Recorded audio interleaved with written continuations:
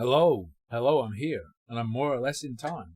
Did I forget I was live? I let it run for a little under a minute more than I normally let the music run. It's fine, it's normal, it's healthy.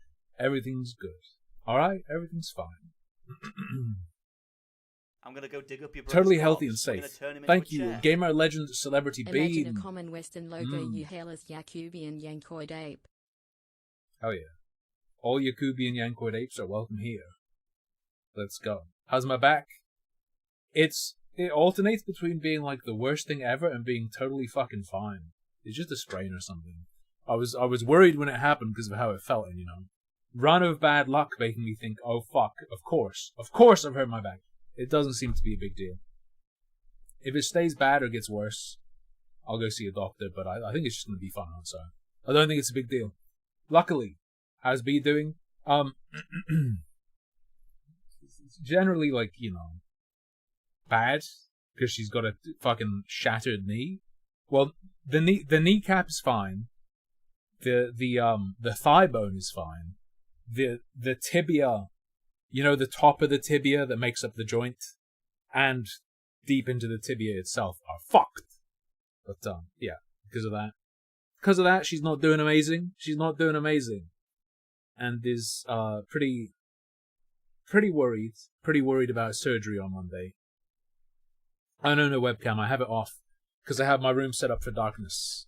I have my monitor on really dim and I have my room dark. Just chilling. Next appointment, surgery on Monday. Not just an appointment. She's getting cut open. She's having plates and screws and all sorts stuck in. Yeah.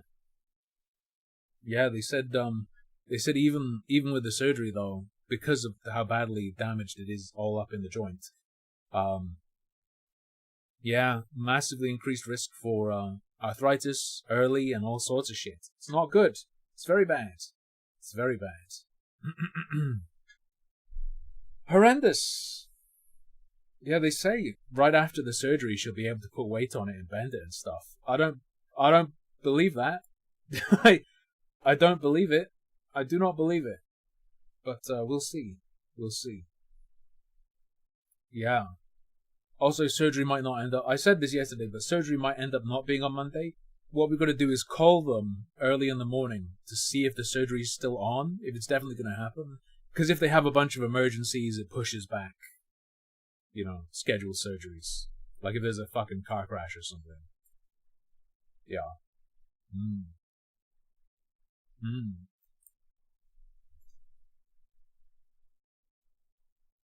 What is that noise? Sounds like there's a fucking horse in the house.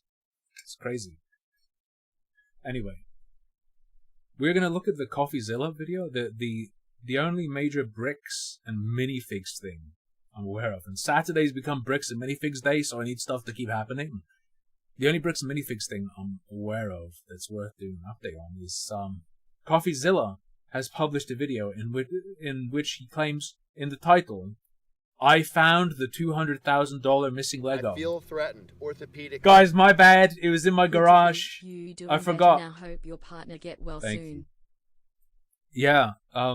So do I. Fuck me. It's rough. Totally crippled. Because did I explain? She cannot. I explained the fractures. The guy was showing us the CT scan, and there were a dozen plus cracks. Most of them.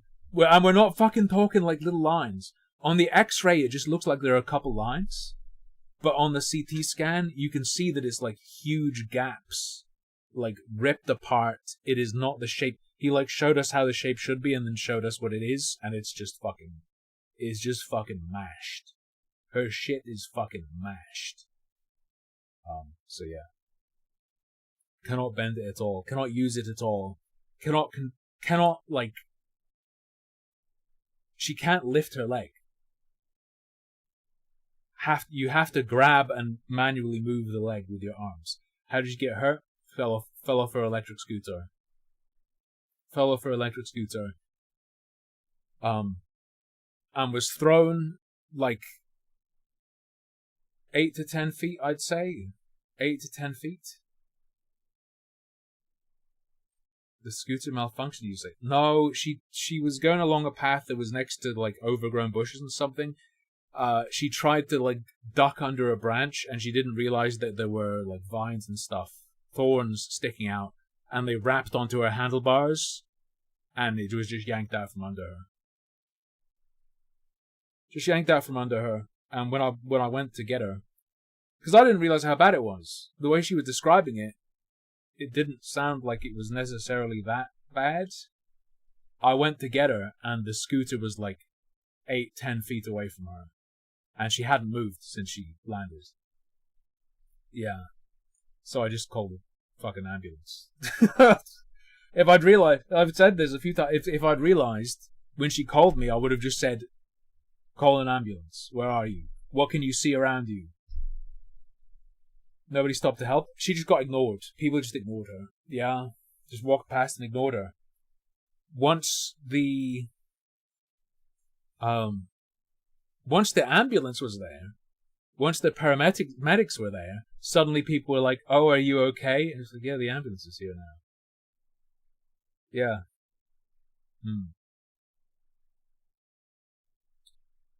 Yeah. Very bad. And she was just like fucking on the ground, you know, like she was just on the ground. She was clearly like not chilling and having a picnic, right?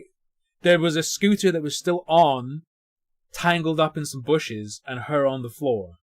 So it should have been obvious. I do, but it's not open right now. We're doing serious things. No, that sounds incredibly ominous. I just locked it down because I was arguing with people you don't want in your Discord server. And I haven't opened it again yet. SKG update? We can get it. I mean, we're probably not going to do the SKG update, like, now, but, I'll see what it is. That is the old game button. We're in a good spot. The decision is being made on Stop Killing Games, plus the ESA Can't Stop Lying. 15 minutes. We'll peep that tomorrow. Let me, sorry. I'm delaying the start, the real start, where we look at the Coffeezilla. But I need to, what is this shit? Right-click, copy link. Thank you. Bop. I swear the copy link option wasn't there. SKG update 15 minutes. That is a note to self. Anyway. Coffeezilla has found the Lego. He's done some investigatoring and has discovered the plastic payload. Big, meaty minifig loads. We'll see. Didn't Coffeezilla lie about something? I don't fucking know. Like what? Yeah, the cam's off because I have low lights and I don't. And I'm going to be sitting very strange and in lots of positions where I'd be off camera anyway. I'm just having the camera off. Just having the camera off. Being lazy, okay? Vup. Crouching Egger, hidden Lego. I feel like that was a very dangerous thing to say, and it would only take a small slip for me to get banned from Twitch. Should have been careful. Should have been careful. What do you think of this Joshua Johnson comparison? Maybe I'll put a little egg ping tube thing. He does look like the Super Mario Brothers movie Goomba. Yeah, I'd say so. Yeah. This is close to how I used to stream, indeed. I'll put a little egg on screen that shakes when I talk.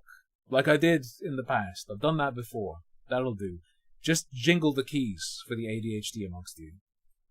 A $200,000 Lego collection went missing, causing a lot of you to ask me to find it. And after seeing the cops point guns at YouTubers, I need my Lego. Arrested and sued for $1.3 million, I decided enough was enough. Coffee, this my looks Lego. Like a case for the internet detective. This time in the $10 million Lego studio. So I talked to every suspect involved, and what I found shocked me. I was shocked. This Lego was for adults. At Redworm13 for the streamer Thank you for the $2 2 Super buckaroos. Is it bad? I think iDubbbz deserves to be sued.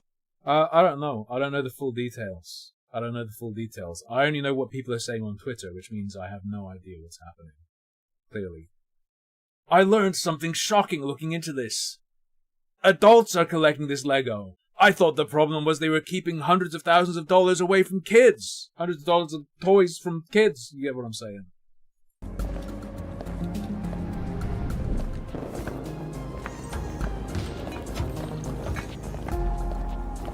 What is this? It's like I'm playing the haunted PS1 demo disc.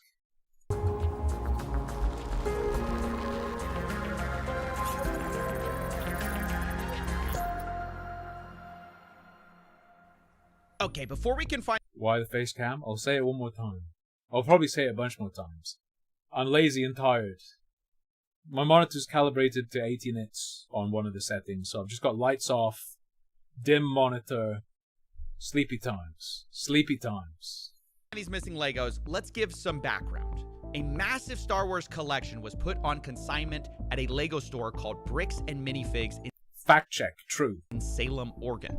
Consignment just means the owner, Brian Mansell, gave it to a store to sell, and he was supposed to get a cut when it sold. The entire time, he maintained ownership of the collection, and a social media post estimated it to be... Someday I'll have the money to make a custom animatic for every stream. I don't know.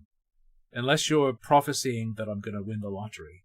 I buy lottery tickets every month. It's possible. It's possible, Zara.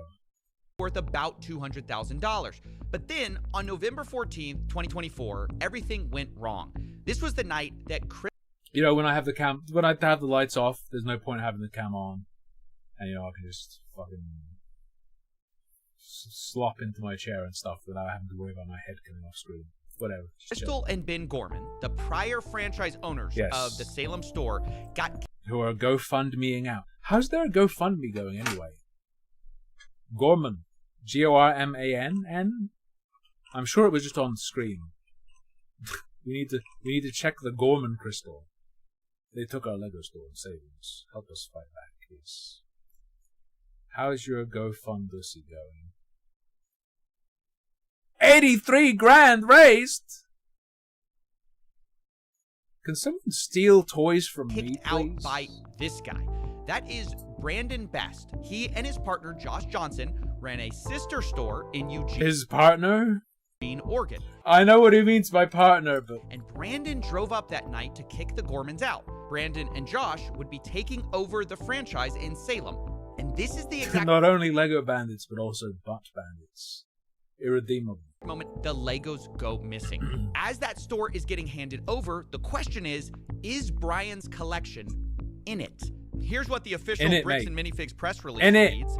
Quote, after taking over the store, we discovered a small number of sets valued between $2,000 to $5,000 that could be possibly related to Mr. Mansell's collection. But there's a problem here. There should be over 10 times that amount in this store, given their internal records and what we know the estimated value of this collection was. So if corporate's saying there was only $2,000 to $5,000 in the store, something happened to these Legos. Indeed. But what? Well, in order to... Or they're lying. But I presume Coffee is aware that something happened. Solve this case, let's think about the suspects. First, who was there that night of the handover? It's only 3 people. Crystal and Ben Gorman, the former franchise owners, and Brandon Best, one of the new owners. These are our 3 biggest suspects, but they aren't the only ones. I want to address a few other suspects at the very start here.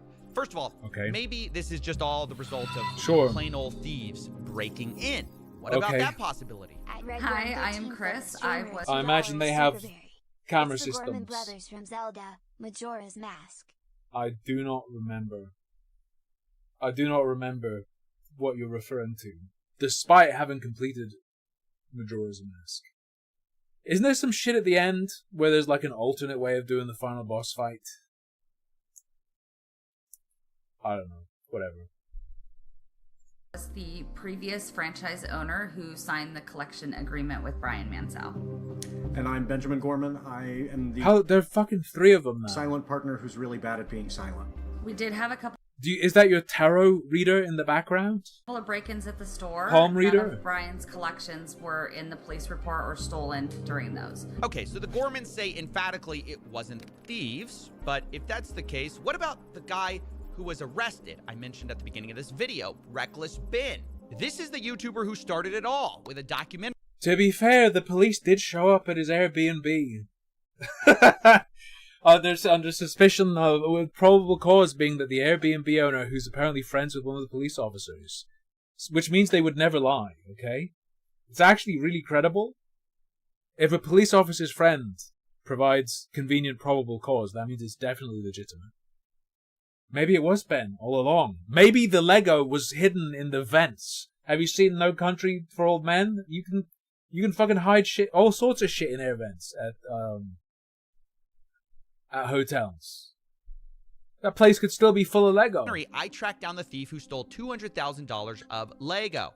Maybe it's the perfect Lego. crime. Make a video tracking yourself. Now, for our theory, it's worth noting Ben is currently facing a RICO lawsuit by Bricks and Minifigs. He was even targeted with a search warrant for stolen Legos. Included in the warrant are Legos. The owner reported overhearing conversations The fucking about possible most horrific, whitest thing I've ever seen in my life.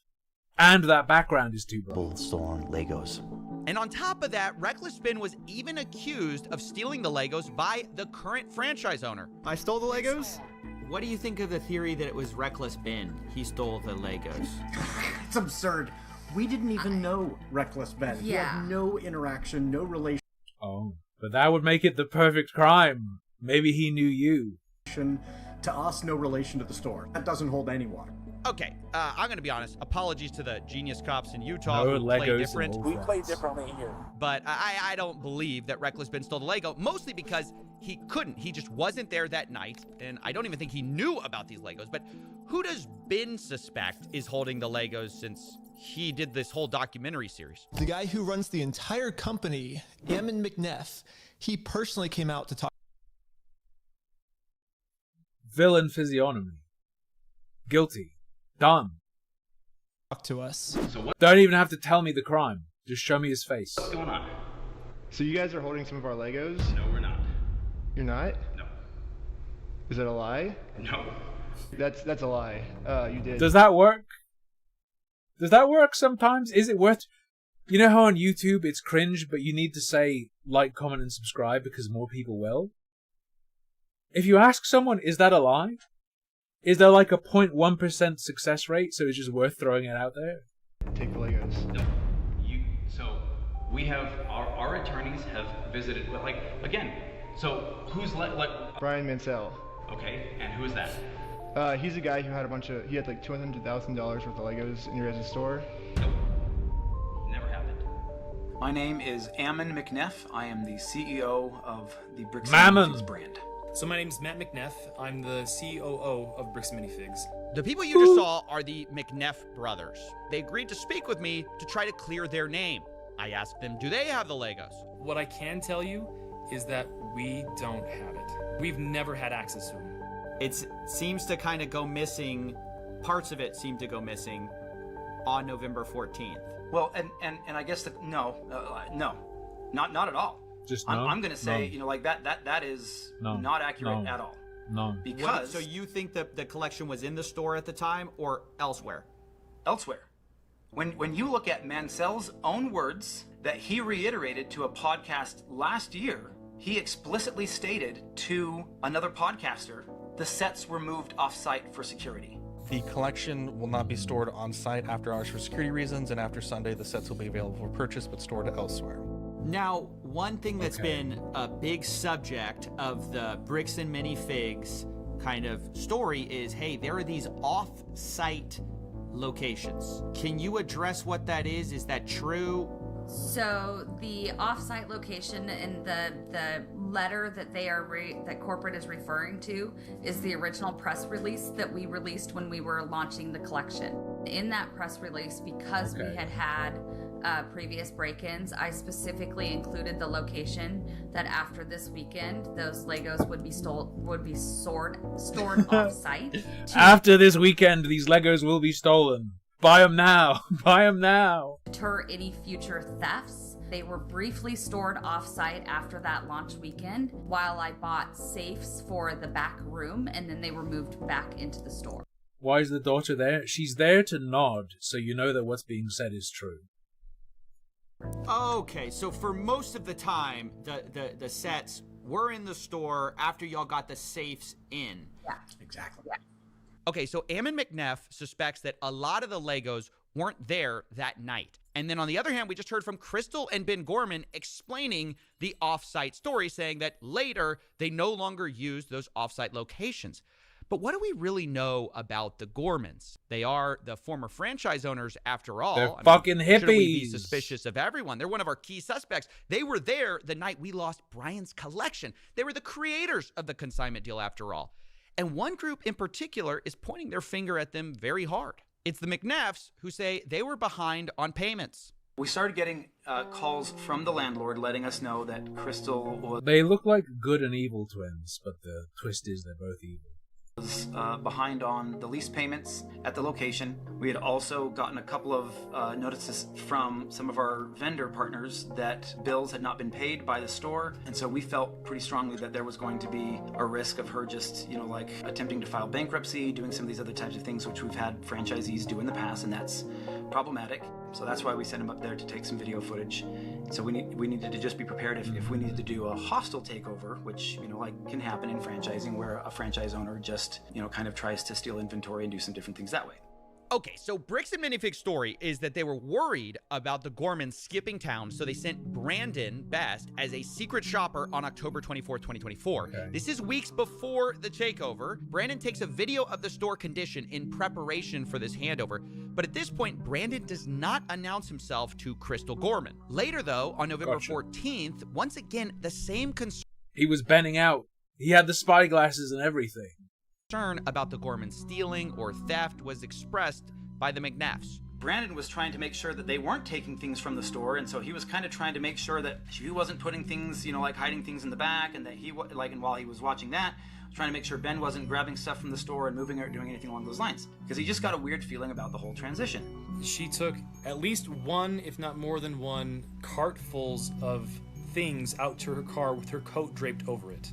So yeah, the McNeffs say, look, they don't trust the Gormans, and they explained it, even further. They said, hey, they're smuggling the Star Wars set. There's some issues in her smuggling the Star Wars set. She apparently has a retail theft and other criminal arrests on her record. My various contacts at the police department told me that we were not aware of. When was that? I don't know. This has been brought out by several people online now. Now look, that's a huge accusation to bring up, and so obviously I want to... Now look. This has been brought out by several people online now. This has been brought out by several people online now. How would you feel about people saying the same about Reckless Ben regarding statements and things shown about you, okay? Now look, that's a huge Did you accusation to bring up. Check yourself? So obviously, I wanted to talk to the Gormans about it. Yeah. They're like, she has a history of some type of burglary, theft. Oh my god. Wow. Wow. So the answer is yes, yeah? This sounds like a yes, but is it going to be like, when I was 12, I stole a lollipop? What's it going to be? Yeah, that's what they're saying. Yeah. Oh. Nope. Well, yes. Well. You know about this. Explain. Yeah, when I was 19 years old. How long ago is that? I am 45 now. Okay.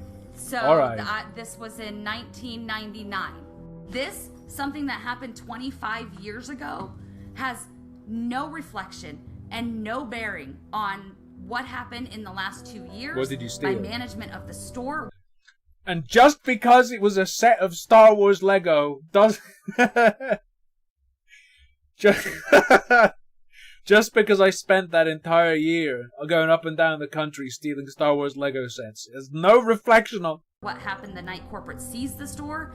It is another deflection. And it infuriates me. You're gonna try to publicly embarrass and shame me for somebody that was manipulated by local police departments when she was pregnant and 19 years old.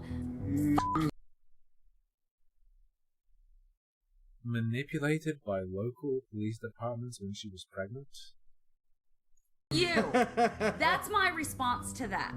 I am so sorry. You're gonna have to blur and cut a lot of this, but that pisses me off. I own what I have done. I own the mistakes that I have made.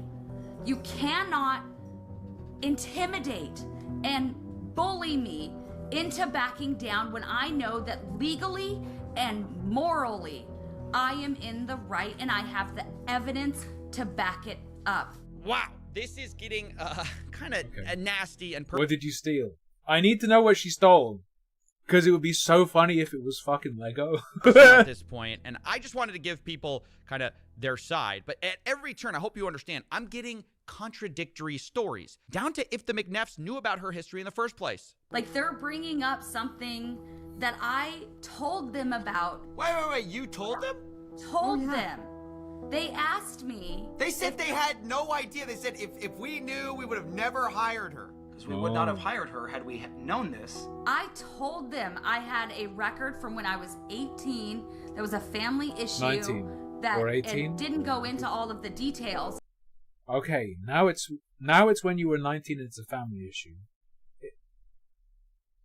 18 a family issue. It was 19, and you were pregnant, manipulated by cops. But they were like, that's so long ago. What is it? I need the juice on this. I need to know what it was specifically now, please. We're gonna hire you based on who you are now. Okay, I'm just gonna leave it there. You guys can make up your own mind. My point is, one side says up, the other says down, and it gets to the point both sides start hinting that they have photographic proof from the night of November 14th that proves the other side is lying. And so I'm like, look, at this point, 18 and a half, exactly, precisely, split down the middle, and she flips, she gets loose with her rounding. Let's stop talking. Show me the Legos. Where I was told we are 100% have possession of photos that slowly morphing into Jack's films. Are the fajitas about to arrive? Prove that the Gormans are lying, and then you guys are telling me we 100% have possession of photos that prove this side's lying. Who's gonna drop the photos first? I mean, I feel like someone just has to go for it. Somebody's right here.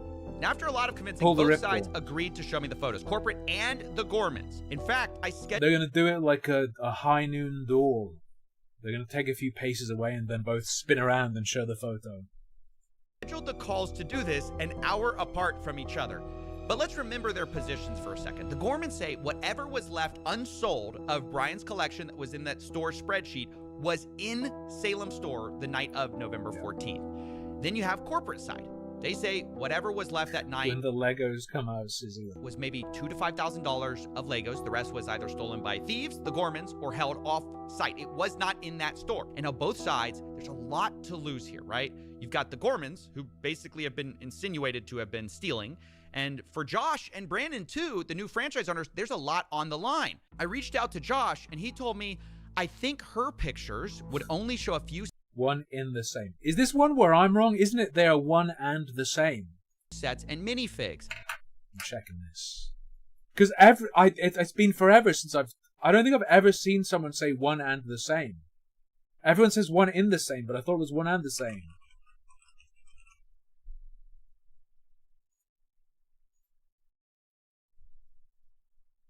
One and the same is correct. Sanity check. So if I can prove that the Lego sets were in the store, that will prove Brandon was lying.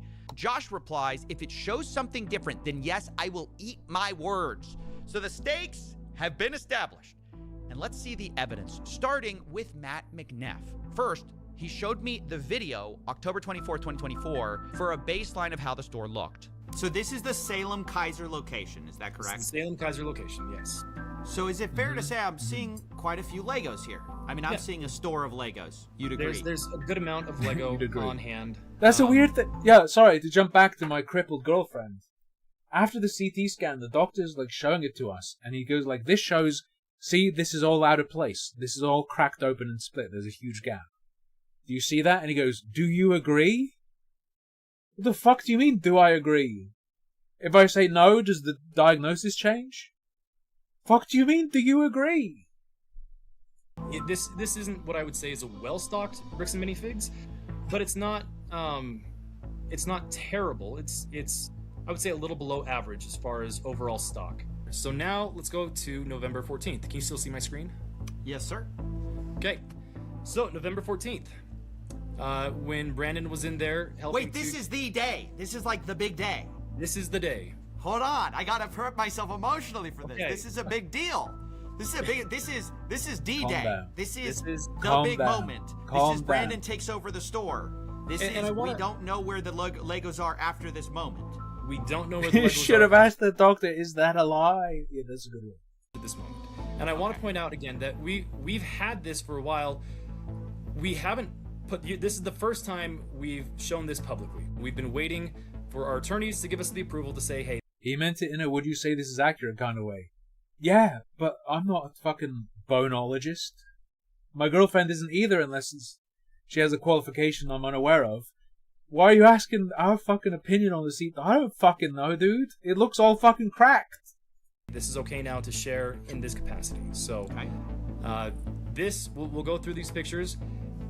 This is what Josh saw, or not Josh, sorry, Brandon saw. He took pictures of everything in the store, all the inventory in the store. This is what the shelves looked like compared to what you just saw a moment ago. Okay, so I'm seeing a lot less. Just to state the obvious, go back a little bit. Yeah. I'm seeing like way less. So yeah, the pictures I was being shown on November 14th, those shelves looked emptier than they did on the day of October 24th. But to be fair to the Gormans, they addressed the empty shelves themselves. As we get to the very end of this video in particular, right here, you'll see that empty space right here. So this is the retired and certified set section that we have to keep separate from the new in box current sets being sold by Lego. All those empty spaces up there were the sets that we had on display during the day from Brian's collection that every night when the store closed, we pulled off and put back into the safe and then put back out in the morning. That aligns with so it doesn't align perfectly with the original statement because that was taking stuff off site. But it does align with the idea that they were keeping them safe overnight because they had people breaking in.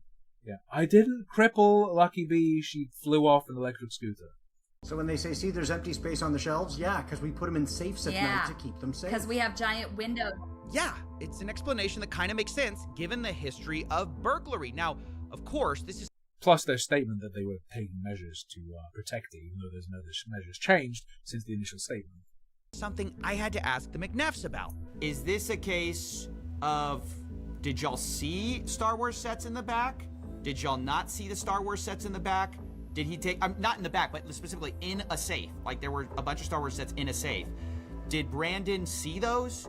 Has there been talk of those? Do you know what I'm talking about? Yeah.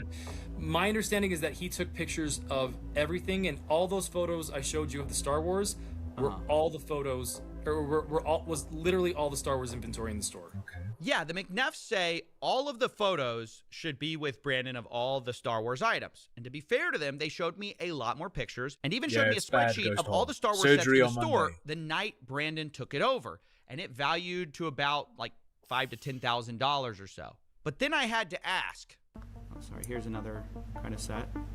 Okay. Do you think y'all have all of these? Very likely. Okay. Again, I'd be surprised if we didn't. But then I couldn't help myself. I started to bring up some of Crystal's photos to see if they matched up. Have you seen this before? Not that I recall. So, do you see that? Yep. So do you see it's in like some kind of like a safe thing? I don't know if you can see the sides there. Looks like a bookshelf to me, but sure. Okay, sure. Yeah. So I think the important thing is... I have a rare condition where I cannot see Lego Star Wars sets. Making sure that all of these are in the inventory for Mansell. Sure.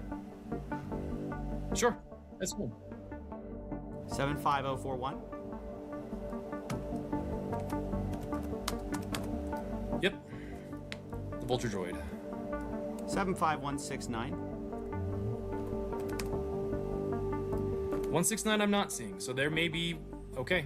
So there's one that is not on our list. But she stole it. Sure. Let's try this. 10240? Okay, nope, not seeing that one either. So a safe keeps things safe. When you have, like, like neighborhood library boxes, that's a container designed to be as accessible as possible to just anyone in the area. Can we call a container like that a danger? Can we call that a danger? Did you tell me that Felicity lost interest in Pokemon because you can never find any packs for them to buy? Ouch. I am, however, going to start scalping. Because Lucky Bee's work friends have explained how and how much money they make. They fucking got, like, literally just a few months ago or something, they bought some shit for 50 and recently sold it for 700. Fuck those kids. Get scalped. I don't give a fuck. I'm sorry. Pokemon is over, children. What about 9493? I don't see that one either. So maybe those were locked at the time and Brandon did not get those pictures. All right, that's kind of a problem because the... Realistically, I'm only buying one though, so I don't know if that really counts as scalping. Gorman's had... But it is, speculative purposes. Over 200 photos of this store. I definitely knew, looking at these photos, there's a lot more Legos in the Gorman. You are spiritually brown. Yeah, white people, just consume. To be a true Aryan Chad, you need to just consume corpo slop and not take advantage of your surroundings to gain advantages. White people have never arranged systems or exploited systems. Photos. Definitely of the brown thing. Quite a lot that Brandon's photos just didn't show. But corporate didn't really see it that way. But still, in the grand scheme of things, we're not talking, again, 10 times the amount of sets here. I don't know. I haven't shown all the photos yet. I don't know exactly how much. If there's a calculable figure that we can look at and say, great, this is what was there, I promise you it's not $100,000 worth of Lego. And so where's the rest of it? You got me. I don't know. Maybe I'm a little too in my head about this U-Haul story. You don't think it... You need to get her into Zero. You need to get her into fucking Flesh and Blood. Maybe it's inappropriate. I don't know. Get her into Hexes here. What was that fucking card game? Was it Chaotix? Where every single card or every single pack had like a little code you could scan to get it in your online vault. And the magic was musical magic. That shit took 1,000,000 years to get on your computer. Could have been some U-Haul thing. There's no way. Fucking Keyforge. Oh, yeah. Have we talked about the U-Haul yet? We gotta talk about the U-Haul for a second. This is another one of those things that was like really disputed between the two parties. Was this U-Haul that supposedly was driven up to the store the night of the takeover? So when Brandon came to the store that night, he was driving a U-Haul truck. Now, in typical fashion, this was immediately disputed. Chaotix is coming back soon. And after that, Glorbo is coming to Warcraft. Brandon showed up to the Salem store in a rental car. When he came to get the keys from Crystal, he was there in a rental car, not in a U-Haul. It wasn't until after he told me he was taking the keys and locking me out that I really kind of paid attention to the fact that he had a large, not the small, the large U-Haul truck. So yeah, I just kept hearing about this U-Haul truck. Now, why is it significant, U-Haul or not? Well, one, a U-Haul truck can fit a lot of Legos, but the big reason it mattered to me was because I was actually called by an ex-employee of the Bricks and Minifix store in Eugene, Oregon. Remember, that's the one that Brandon and Josh owned, and he told me something very interesting. I'm a former employee, started in 2024, and I was working under the old manager Brian, and he sold the store to Brandon Best and Josh. What store was this? Bricks and Minifigs where? Okay, now what? Oh my god. I fucking misclicked. A 200... Suck my ass. Fuck. Open the transcript. You watched the latest Remnant 7757 video? I haven't watched it, but I know I'm in it, because he asked my permission to include me. Which you don't need to do for future reference.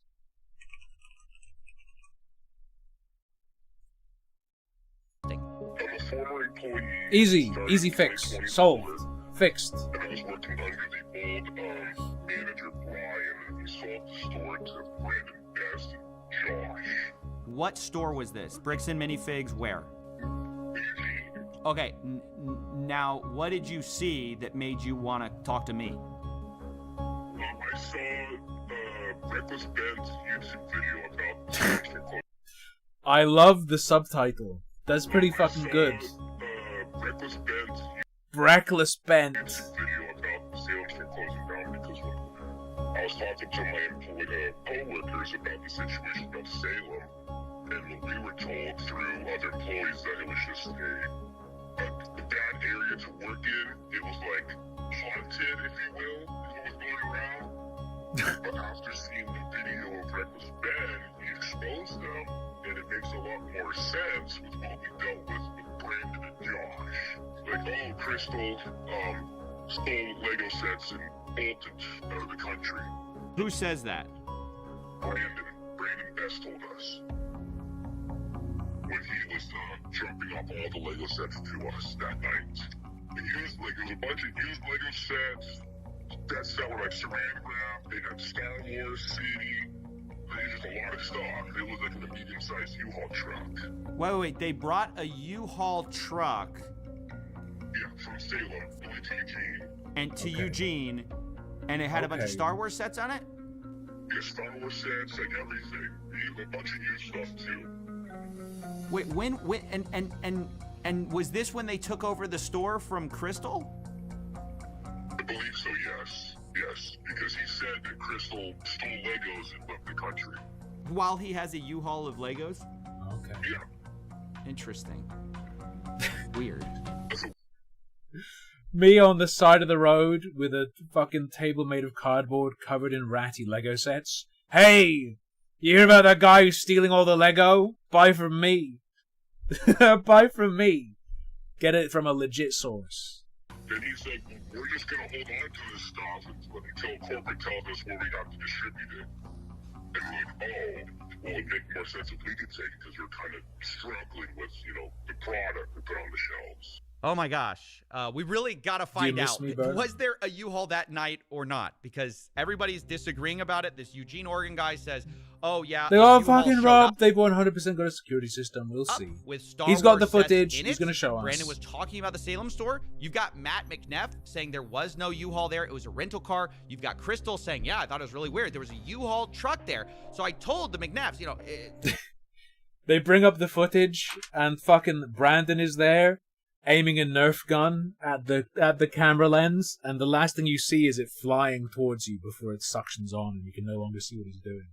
I really got to find out what the truth is here.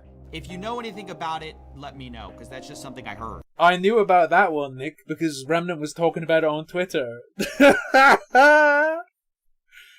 Preemptive response is amazing if you get it right, but you just look like a fucking retard and or liar.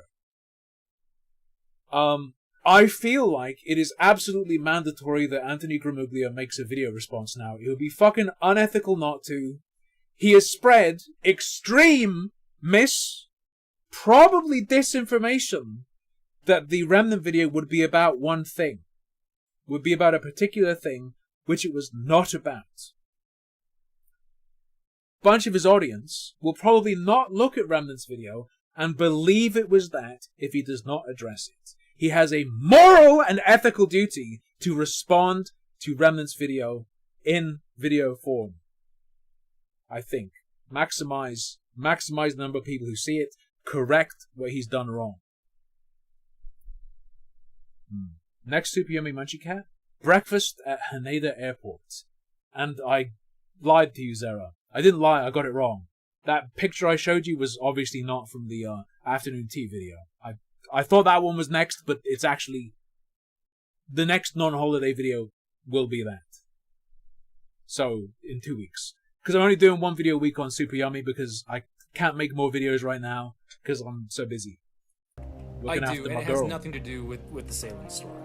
Well, at least not the Salem store in the way that it is to do with the Salem. Anything about it, let me know, because that's just something I heard. I do, and it has nothing to do with the Salem store. Well, at least not the Salem store in the way that it is there. Brandon showed up to the Salem store in a rental car. When he came to get the keys from Crystal, he was there in a rental car, not in a U-Haul. So when there was the handoff, there wasn't a U-Haul, it was a rental car. Correct. He was there in It was 6 there almost. Got it. Yeah. Okay. And I think any of the, like, if you were to look at the footage, the ring cameras, all that stuff, you won't see a U-Haul sitting anywhere in the parking lot. So after hearing all of this, I realized, look, I just got to find the evidence. So I start sifting through these photos I have, right? I realize I have a parking lot photo. I check it. No U-Haul, just a red truck out there. I check another photo where you could see the window, but the problem is it's night outside, so you can't see. Reflections. So I'm looking at everything I can, and there's just nothing, you know? And I have this alternate angle. I'm looking at that, and then, wait a minute. Zoom in on that photo. Bring up the brightness of this photo a little bit. Oh. Oh my gosh. There's a U-Haul in the parking lot right outside of the store the night of November 14th, 2024. This is something that Matt said he had seen footage of, and it couldn't be true. And again, I believe I have seen footage from that night that shows clearly out into the parking lot, and there's no U-Haul. After seeing this, I said, I really have to make a call. And that's when the story changed. So last night, I talked with Matt McNeff. I brought up this question of the U-Haul. He told me emphatically there was no U-Haul. Y'all came to me this morning. You said, hey, we looked into it. There actually was a U-Haul there that night. Can you clear up what that's about? So there's well, actually... you see, AI is getting very enhanced these days. So. Two different things that are going on here, just to help you understand. Fuck you! Oh, you caught some sort of inconsistency? Actually, you're just retarded. Let me help you. Let me help you understand. Let me help you understand. So, and I don't know if you want this particularly not on the record, but we do know of a disgruntled former employee. This particularly not on I don't know if you want this particularly not on the record. On the record, but we do know of a disgruntled former employee that worked at another location that back on the 24th of October, there was a U-Haul that went to a storage unit in Salem for another previous franchisee, you know, like for a different situation that we had just you know, gone through some things, and he had a previously, you know, like, hey, I have some inventory that I didn't turn over that I was supposed to. It's at this storage location. You guys can come pick it up. And so Brandon was sent on that day to pick up with What is that on his desk spinning? To me, it looks like a rubber duck made to look like a predator. U-Haul inventory that then he moved down, but that was October 24th. No, it's like a Klingon. No, it's a Klingon duck. Sorry, it's a Klingon duck. I was seeing the face wrong, the mouth. I thought the mouth was segmented. So when we're talking about this ex-employee, you're saying they are conflating the October 24th event of the U-Haul coming up to Eugene with Legos with some time after November 14th, after the store takeover. Wait, sorry, they just left the U-Haul there until November? What? I'm not understanding. Am I being dumb? Is that correct? Am I understanding that? Yes. So this is now kind of a strange story. Corporate is saying there was a U-Haul at the Eugene store dropping off Lego, but that was from a different night, different collection. The CEO says Brandon showed up to Salem on October 24th for his secret shopper job with Crystal, and separately, he also was getting a different collection of Legos that also included Star Wars, and that's what he brought to the Eugene store and the former employee is remembering. Then, weeks later, on November 14th, Brandon supposedly shows up again with a U-Haul, but the reason isn't for hauling Legos. Brandon flew in to Eugene that night. At midnight. So flew from Utah on the 13th, but landed in Oregon on like midnight of the 14th. Went and got a rental truck, and then went and stayed at a trailer that had previously been moved up there in anticipation, meaning like a camper trailer, in anticipation of the potential hostile takeover previously.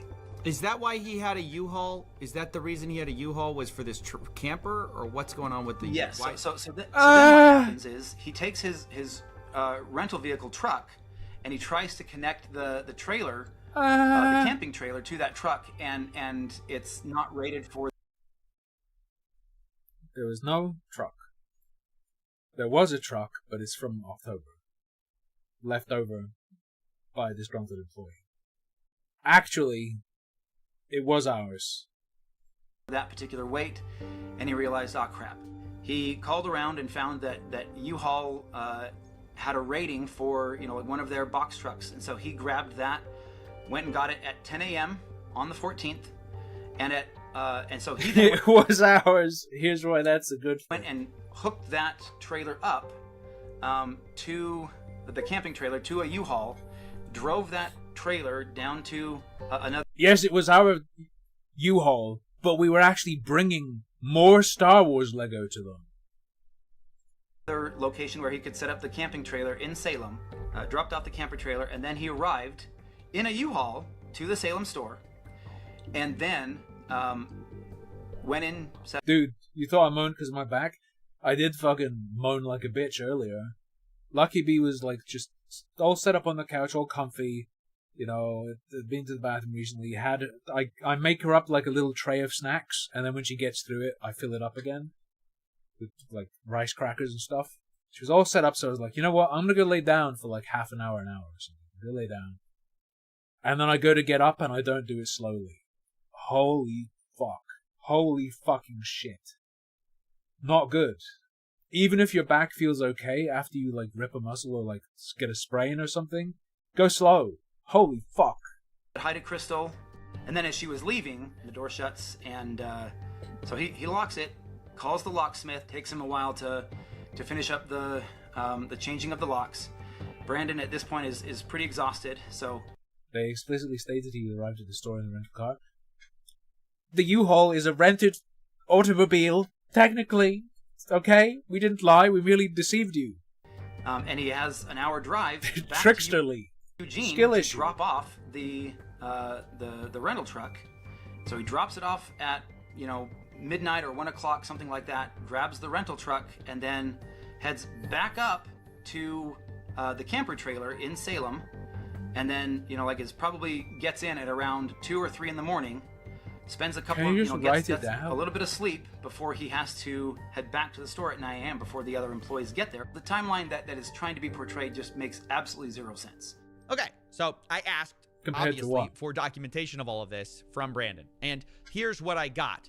First, the U-Haul contract on November 14th. This checks out what we already know. Then I got sent a photo, the last one Brandon took in the Salem store, dated 9:44 p.m., where you can see what looks like the inside of a bird cage that the Gormans had. And lastly, I was sent a photo Brandon took of the mileage in the U-Haul as he dropped it back off at the rental place on November 15th, 12:41 a.m. Now, the time gap there is about 3 hours between the last photo in Salem to dropping the U-Haul off, which is a bit of a problem for our timeline. Yeah, it took like No, Zara, he's basically wearing a sign that says, I'm evil. 4 hours. I mean, I work till like 11 o'clock, and I'm like, I gotta get up early for, my other job. You moved 4 hours of Legos out of this truck. Yeah. All right, so Just to be clear, his voice isn't filtered. He's the guy you hire to replace the audio of people, so that they're not. He just sounds like that. You can hire him on Fiverr and just get him to read out what other people have already said to cover up their identity. as weird as this U-Haul thing is, the timeline just doesn't fit, to be honest. If it took 4 hours to unload, you can't also drive to another city, load and unload and drop off the U-Haul in that time. But still, even if this is true, it's pretty weird, and it's one of the most bizarre stories I've ever heard, to have a U-Haul thing back to back. One of the times you're picking up Legos, the other time you're not, you're taking a camper. Nevertheless, without more proof, we kind of have to move on to another theory of how to find these missing Lego. This time, let's take the photographs that we have and reconstruct what was in the night on November 14th. You really just Nickelbacked us. Look at Remember, this that's the moment photograph! we lost the Lego. And this time, we're going to combine it with two more things. First, from corporate, I got the point of sale records from the Salem store. Gotta check my consignment graph. I don't know how the song goes. I only know that line, so I don't know how to follow up with something that's the same rhythm. from 2023 to 2024. And secondly, from Crystal Gorman, I got her internal records of Brian's inventory of what was sold or not in order to pay him and keep track of prices. Now, before we piece things together, I need to address something. At the beginning of this story, you saw the social post saying this collection was worth $200,000. That's what everyone knows this story as, the $200,000 Lego collection. But that is the original estimate for the full collection, yes? Sadly, that post was entirely wrong. In Crystal Gorman's inventory, which has a high and low estimate value of these various Lego items, the real estimated value is about $107,000. They give high estimates and low estimates, but that's right there in the middle. And for simplicity, I'll just be using averages and estimates here, but understand that, you know, these numbers are not firm, given that they're unsold Legos. It's just rough possibilities. But the point is, it's worth nowhere near $200,000. And Reckless Bin, the one who made the original video covering this, said that surprised him. Yeah, I mean, this entire time, literally every single person's been telling me there were $200,000. Like, that's how much, like, you could sell all these sets for. My original assessment of about $200,000 was going up to his father's house and looking in 3 different rooms with all the sets. It was before I'd actually gone through and had set numbers. Did Mansell Sr. have a hoarding problem? Is that what we're seeing here as well? I looked in 3 rooms. Did he just have this shit everywhere? And done an actual like evaluation. I looked at it and went based on as things progressed and as I started to delve more into the actual inventory and evaluating it, that number changed. But we put out the press release well in advance of the event itself, so that press release went out before I had those full numbers. So we went, this is a nice even number that will grab attention and bring people into the store, so we went with that. And yeah, I mean, to believe that is accurate at the high end. Like, it was one of those things where when she was looking through and going, well, it says this and it says this, like, you don't think even at the high end? You haven't actually seen the spreadsheet. No, I haven't. You might want to cut that part out because he hasn't actually seen the inventory sheet. The spreadsheet says about from between 85,000 to 120 something thousand, in the midpoint about 107 or something like that of what was inventory. Does that sound right to you? Yeah. Yeah, so this has been a really big point of misinformation to clear up, because if we're ever going to find the missing Lego, we need to start with the right number, the right value. It's about $107,000. Now, between 2023 and 2024, the Gormans record sales of about $24,000 of Brian's collection in their inventory tracking list. And before Lucky D got crippled, I was thinking about going to a like a mom and pop, like an independently owned store that you know sells bits and bobs and sells Lego, and talking to the owner and seeing if they'd let me stage a freak out. Just a random fucking store in the UK, and like if they had Star Wars Lego, have me like fucking freaking out, like, where did you get this? Did this come from the US? Of those sales, Brian was entitled to about 65 to 70% of it. He was paid $17,000, which roughly tracks with that. Which means on November 14th, the big night, the remaining amount of Brian's collection that should have been in there is... I am the toy detective, it's true. It's about $82,000. Now, it doesn't take a genius to realize this is a very different number than corporate provided, who found only $2,000 to $5,000 of it linked to Brian. And later they said they only found $13,000 to $15,000 in total Lego Star Wars. So you're talking maybe $11,000 to $15,000 total Star Wars, and that's all Star Wars inventory in the whole store.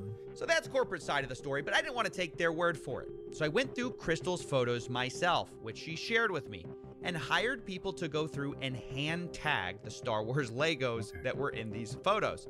We looked through over 200 plus photos. Holy, this stream is great. No disgusting little goblins staring into my soul. What an upgrade. I only turned off my camera. I can still see yours. Multiple videos, and matched what we saw with Brian's collection. In the end, I ended up with about $21,000 of Legos matching Brian's collection that can be proven to be in the store on the night of November 14th. Now, to state the obvious, that's about 3 to 5 times what corporate estimated, at least on their press release. Now, yes, there are inherent errors in these estimates. Maybe we picked up some Lego that matched Brian's collection, but wasn't Brian's. But even though this is a bigger number than corporate said, I have to admit, even with pretty generous assumptions being made, there's still a huge gap of about $61,000 here that I... The new... We all thought it would be something more political to replace feminism and the gender wage gap stuff. No. Gen Z is gonna be fighting for the Lego gap. Close the Lego gap. Just couldn't find. But then I learned Brian had made a special side deal with M&R Productions, who had recently purchased some Legos from him. And this is where it starts to get messy. So these are the pictures that M&R Productions sent me, looking at the Lego that Brian sold him. This was stuff reportedly in storage, and it's interesting because of an early inventory list, which had a column called Location that Crystal used. And it listed a lot of the Star Wars items as being located in what they called storage. Now, previously I was told that all of the stuff in storage was put back in the store, but there's a bunch that's on this list that I can't find in the store that seem to appear in these pictures. Now, I've been assured, by the way, that most of these Legos were not part of the inventory spreadsheet. They were never given to Bricks and Minifigs. This is a separate part of the collection, but I did a check, and 100% of the items that match the Brian collection inventory just so happen to be listed with a location of storage. So this starts to make things incredibly fuzzy, and I'm inclined to believe that a lot of these are part of that same inventory list. Now, if we take that value of this, we can end the video here. Side deal, that's about $10,000 to $20,000 that's not actually missing. Now, it was at this point I started looking more at the point of sales records. I realized maybe we could find some of this missing Lego there too. So this is from the Salem internal store records. Like, I guess this is what is entered when someone does a sale, and it's everything from September 2023 to November 2024 of Star Wars anything. And by the way, before we continue, yes, this was all a lot of work. If you want to, please support us on Patreon. Sure. That's how this show gets made. Seems quality, go support it if you appreciate this amount more. Real evidence, November 14th. True. Very good, sir. Very good, sir. Yes, indeed. Indeed.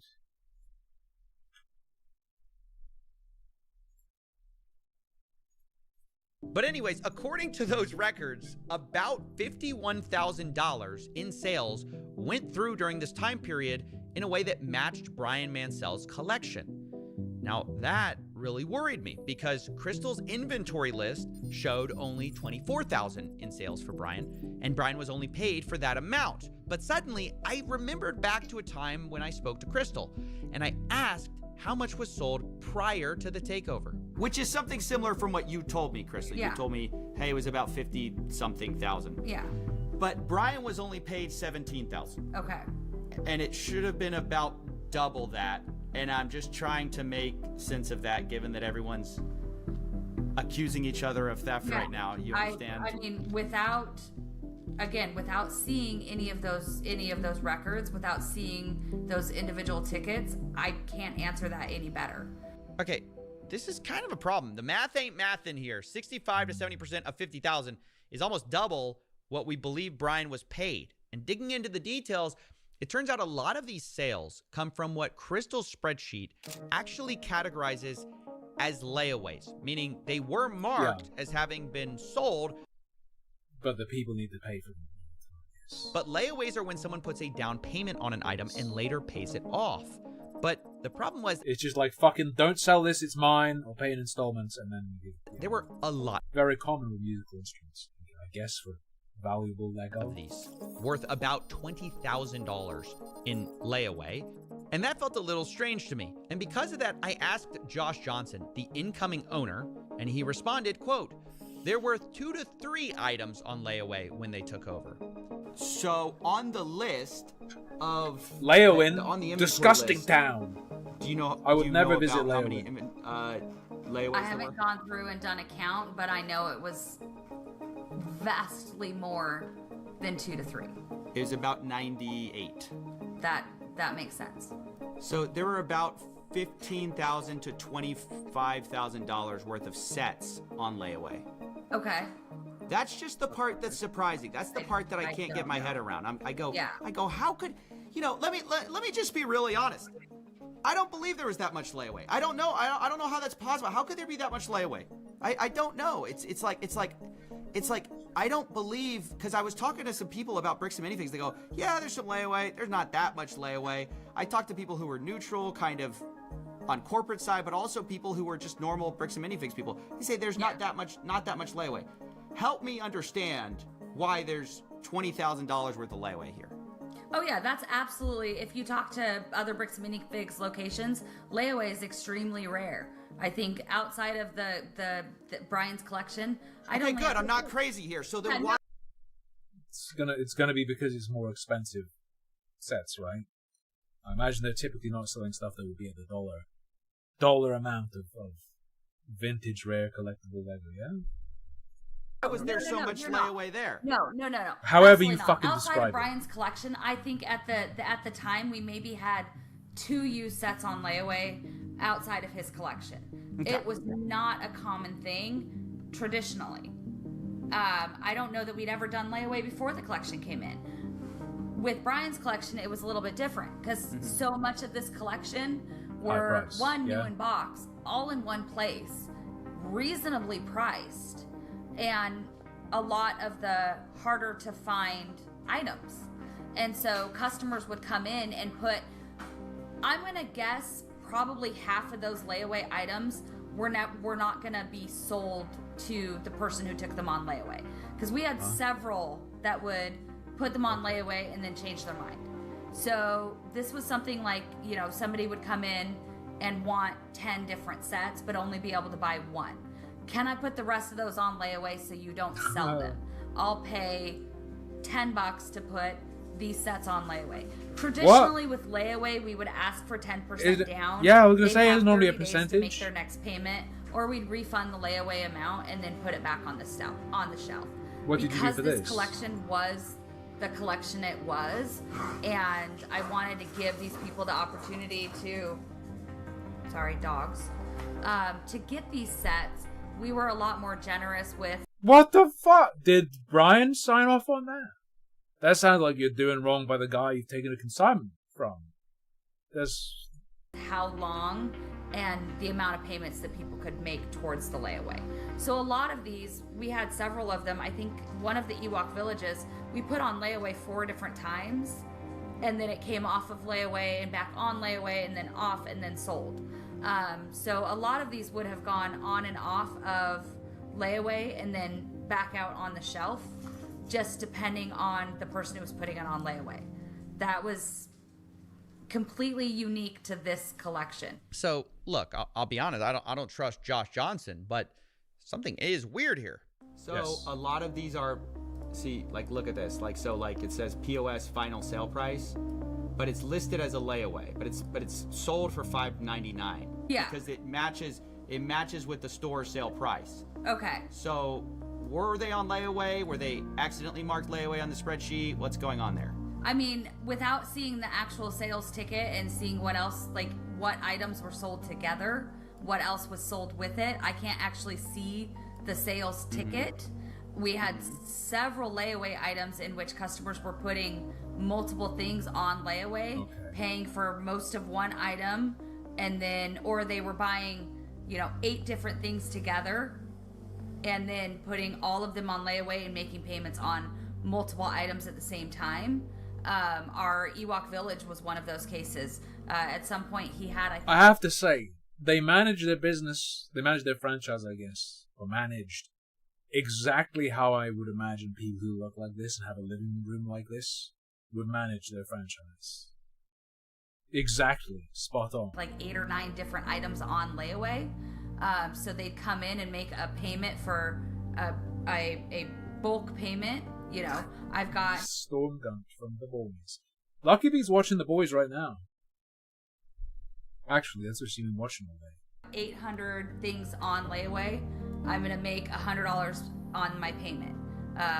One customer in particular would do that, and then when he'd gotten up high enough to pay for one set, we'd pull that set out, mark it as sold.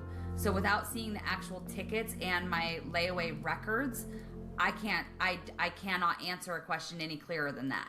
But I even found more than that in this POS data. I also found about $10,000 in sales that match Brian's collection that were not marked as sold under this inventory. She seems to be enjoying it, come here. She's not very far in yet. She's only up to the original Homelander child story. Spreadsheet. Some of our things that were not found were explained by the POS system because they were found in the POS system as being sold. So like they weren't marked on the spreadsheet, but they were marked as sold via the POS system. And this is about $10,000 worth of Lego that basically were matched. See, and I don't know. Anything turn into a damn Minecraft happening villager. From, let's see, sorry, I'm trying to do math here. I don't know without being able to see all of the records. There is a possibility that the consignments were ended when I wasn't at work, and I just... Newest whaler, after it turns out he can't use his sister's bone marrow for his operation, and they learn it's incompatible because they're not actually related. For context, he's in the Twitch chat saying, "I wanted incest." Didn't go through and pull them up. They didn't get put in the consignment ticket. I hadn't gone through those consignments in a couple of months. I hadn't gone through the inventory in the back room in a couple of months. So it is entirely possible there were sales that were finished that I never clocked as being finished. Okay. I don't know that without going through and actually seeing it. But you're saying it's possible stuff was sold, not updated on this inventory list. It's entirely possible that stuff did not get updated on my spreadsheet. I'm not going to sit here and claim it's not possible. It's possible I missed things. So where does this leave us? I know some people are jumping to conclusions here, but I must remind you that on the night of November 14th, 2024, Crystal Gorman was concerned about Brian getting paid or not getting paid. He has not been paid his percentage yet, and if I don't have the tickets, I won't know how much I need to pay him. Okay. So Crystal, ultimately, that's a business thing and not necessarily yours. Brandon will take, because taking on the business, he takes on all that kind of stuff. 10K, that's not 2 to 3 sales. It's just one. It's all bundled together. It's one client and his 500 consignments, his 500 layaways that he actually pays. So obviously, one could see that and say she was intending to reconcile with Brian. Maybe she hadn't gotten around to it. And of course, corporate will probably take a more cynical view of what she's doing by printing these receipts. But the point is, regardless of whose side you're on, I think we can all agree there's a lot of weird stuff here on all sides. Abnormal stuff. I think we can all agree there needs to be more violence at Bricks and Minifigs locations. Sure, maybe you can chalk some of this up to bad record keeping between the U-Haul, the layaways, the $20,000 in Lego sets that corporate called $2,000 to $5,000 that was there that night, the off-book deals. But even if we can't fully know 100%, what these weird things were about, I think they tell a story of what actually happened to Brian's collection. In a way, multiple people, I think, are kind of right, kind of wrong. The Gormans were correct that more of that collection was there that night of the takeover than previously thought. But corporate also alleged that some of it was offsite, and that appears to be partly true, although some of that is disputed, and it looks like, way more of the collection was sold and layawayed than Brian was paid for. But all in all, there's a lot less missing than many people think, especially if your starting number is $200,000. Yes. I estimated, and I must... This was illuminating for me personally, yeah. Emphasize, estimated with bad records, that there's only about $10,000 to $20,000 in Lego that isn't explained by one of these sources. This isn't to say Brian's been fully compensated. Much of this, Brian wasn't paid for that I know of. So I estimate he's still out about $50,000 to $83,000 for Lego he wasn't compensated for. And I think, honestly, that's something that Bricks and Minifigs obviously should handle and make right. Regardless of what a franchisee does, the new one, the old one, the company behind it must stand behind their product, their service. I didn't fucking hear that detail, Whaler. I heard, I believe it was in the fucking Reckless Ben video, that one of them has expertise in dodging lawsuits. Legally Mine LLC. If someone drops it and leaves it on the floor for more than 5 seconds, you can say, claimed, and it's yours.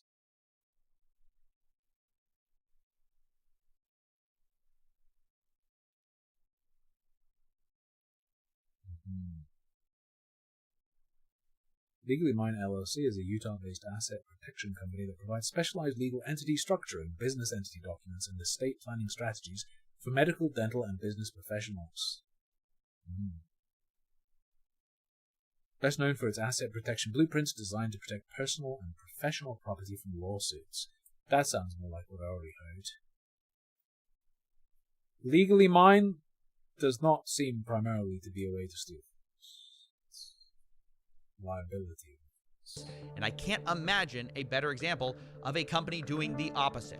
Unfortunately, Bricks and Minifigs has chosen to deflect and dodge responsibility at most opportunities and created a really awful customer experience that has snowballed into this crazy series of events. But instead of taking accountability for that, they've taken an aggressive legal strategy, which I told them personally was a horrible idea. As of writing this, Brian Mansell is being sued for $1.3 million as part of a legal campaign against him and Reckless Ben and any of the associates. Christ. Remember, Brian is... They were talking... Whaler was talking about the UK clearance store. Fucking B&M with the fucking AI cameras that lock you out if you're caught stealing. The same guy who lost all these Legos at Bricks and Minifig store. And I told the CEO and COO that's ridiculous and they should drop this. Look, mistakes have been made by plenty of people here, but there's a lot more people who have inflicted self-owns, the likes of which we've rarely seen, by just choosing the worst possible path at every fork in the road. No pun intended. Yo, I can do a video at a B&M demanding they give Brian his Lego back and providing no context or explanation to the staff. And then I will not publish the footage myself. I'll send it to Shop POV. But the best path to making things right, in my view, is by just making Brian whole and moving on. Drop the aggressive legal strategy. You are a Lego store at the end of the day. You are supposed to be about fun, not about a rerun of Suits. But anyways, that's my investigation. Those are my closing supposed to be fucking selling plastic to kids. Thoughts. What has it turned into? I wanted to what have we approach become everyone involved in this whole story as a nation with my results and see what they thought to close things out. Does all that make sense to you? Because I'm showing everyone in this story and saying, hey, the thing are that any of these numbers everything is fucking suspect blowing your mind, or is any of this crazy to you? No, it's not crazy. But what's crazy, again, like all the photo evidence that both sides have points to there being $20,000 worth of Lego in this of Star Wars Lego in the store that night, right? I don't know, man. I'm just like, can people understand maybe why there was some confusion and why there was some hesitation when somebody comes in and says, hey, you owe me $60,000 worth of product in Lego, and we go, we don't even know who you are. Like, yeah, Crystal mentioned something about consignment on her way out the door.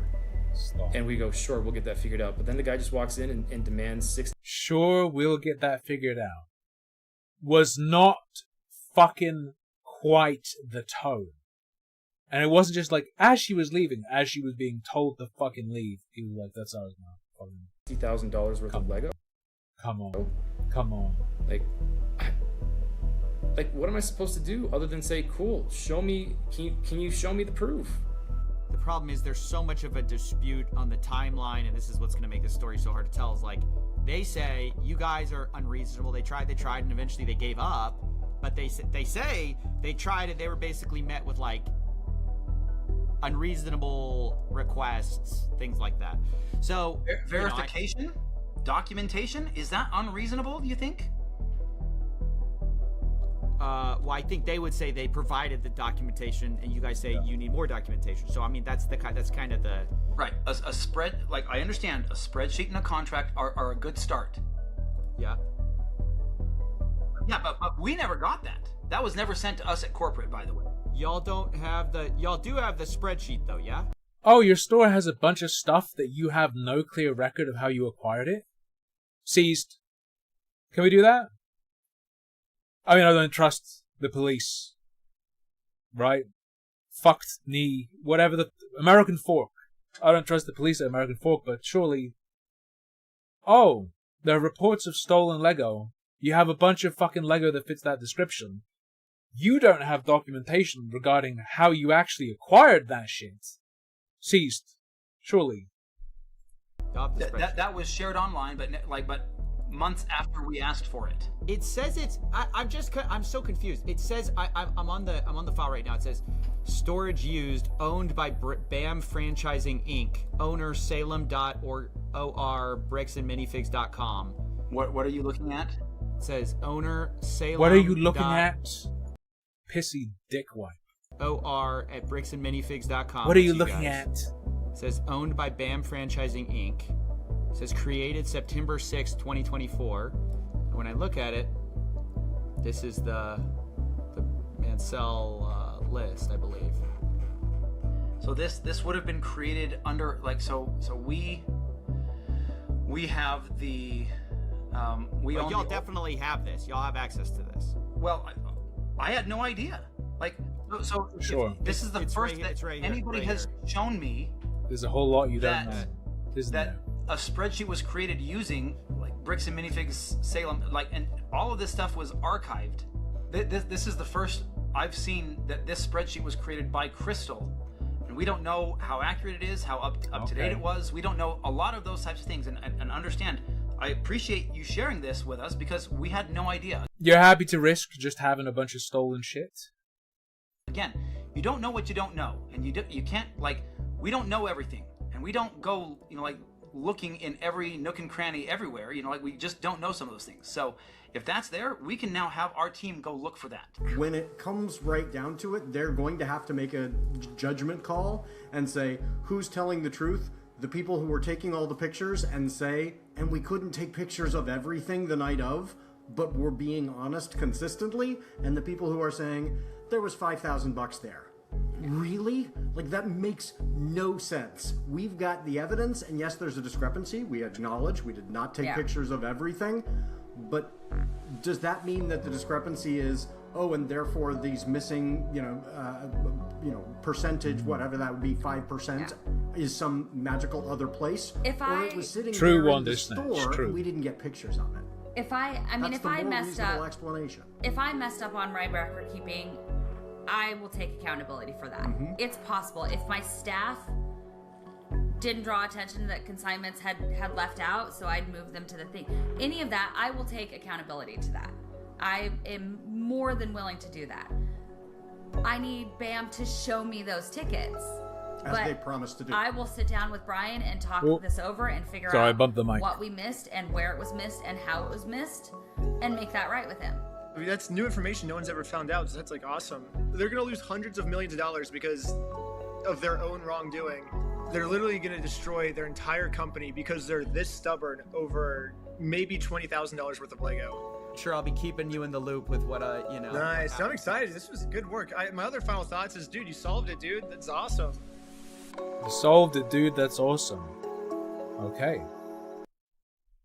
Brandon and Josh Johnson destroyed. Removed. Or just fucked off, who knows. Suing Brian Mansell and had to spend for over $1 million in damages.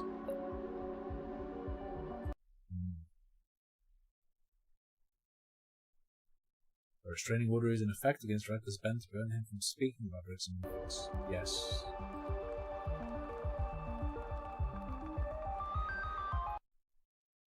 Gormans are suing.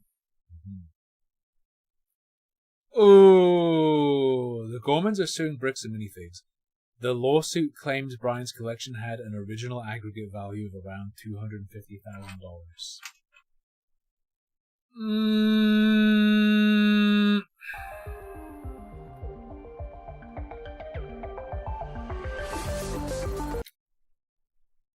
You're big boys, okay? You can make your own choices.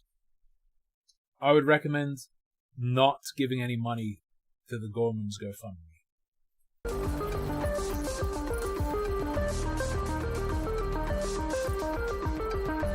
I would personally strongly recommend not funding the Gorman's lawsuit. $250,000 of Lego? You mean I'm not going to get back my $300,000 worth of Lego?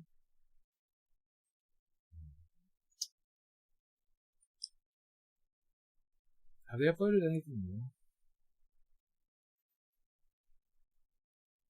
No tyrants protest in Barcelona. We gave an interview to a German radio station where I talked about my new perception of freedom.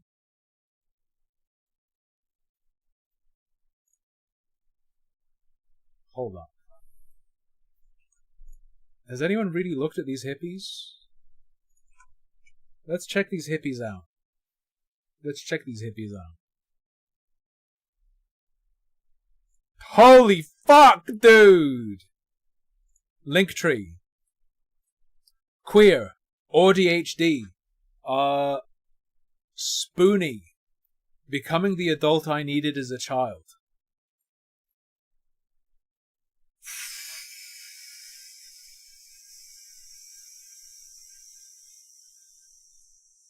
Jesus fuck.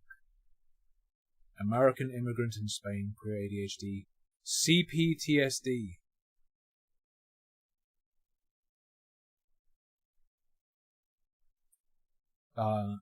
Chronic PTSD or childhood PTSD? What is CPTSD?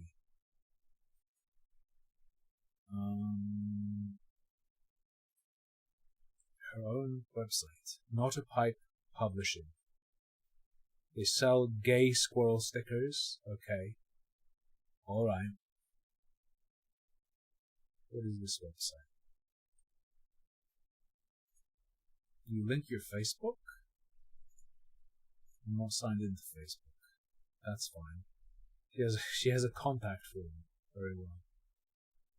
It's on your Instagram. Profile isn't available on Instagram.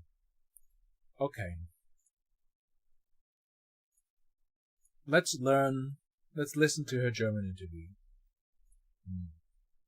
Tim is finding out they're woke and thus deserve everything. You think I didn't fucking already know? Sorry. Are you viewing with your fucking monitor off because you don't get to see my face? Did you see them? So there's always been this notion that we are so lucky to have been born in the United States because we're so free in the US, right? And I've never quite understood. It's true. I've never understood this specialness that the U.S. has. Yes, we have the Second Amendment, we have the right to own guns, but we should not have that much of a right? We have free speech, we can say what we want, right? But most of the rest of the world also has the ability to do that. Most developed nations. Different protections, though. Most of the rest of the world will say you have the right. And then you look at the asterisk, you look at the footnote, extremely no. Throughout the world have some form of free speech. But that's an incredible qualifier. That's an incredible qualifier. What we want, right? But most of the rest of the world also has the ability to do that. Most developed nations throughout the world have some form of free speech. Most have some form of free speech. Yes, the US has the First Amendment, protecting freedom of speech against government interference, and it's very, very strict and very heavily protected. But most of the rest of the world, the government will let you say some things. Okay. But it's still this.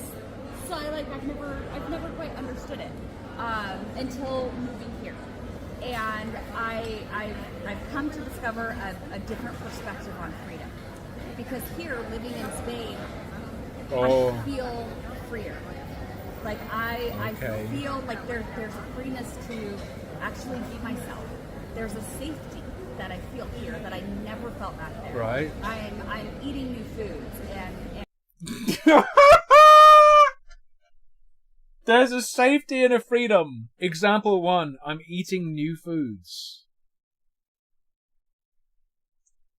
What? that I feel here that I never felt back there. I'm eating new foods and like different clothes. Incredibly American. Having different experiences. Because the notion of freedom that we have in the United States is this, you have this freedom as long as you are willing to conform to the majority. Right? Like, you have... You were using freedom of speech as an example earlier. The only time you need the First Amendment is you're doing shit where you are not conforming. That's the only time you're gonna have people fucking come for you. That's like what... Yeah, you have... It's fucking opposite day. It's opposite day. Especially with speech as an example. Most of the rest of the world is where it's like, so long as you conform, you're safe. In the US, you actually get protected for being different. What are you fucking on? You have freedom of speech as long as the things that you are saying aren't going to offend the majority. What? You have this freedom as long as you are willing to conform to the majority. As a description of the United States? Right? Like... Regarding the First Amendment? You have freedom of speech as long as the things that you are saying aren't going to offend the majority, right? I bet her record keeping is way more fucked than we realize, because this woman is retarded. Dumbest motherfucker I've seen in months. Or as long as you have the power to uphold that own freedom, right? You have people that say utterly horrible things, and they are legally freely able to say them, right? Okay. On you've got Tucker Carlson and Charlie Kirk and these horrible right-wing pundits that are saying these terrible things that are protected because of America's freedoms, right? Yes. Doesn't that go against... Sorry, were you characterizing Spain? I thought you were saying Spain was freer, so sure... What? But then somebody like me, if I get on Facebook and I say, oh, hey, guess what? I'm less afraid of trans women in the bathroom with me than I am of a Republican member of Congress in the bathroom with me. Like, then I have the perfect freedom to say that. But those same people that are saying these terrible things and protected by these freedoms will come after me. Like, so it's... Tucker Carlson's gonna come after you, sure. The illusion of freedom. That... Huh?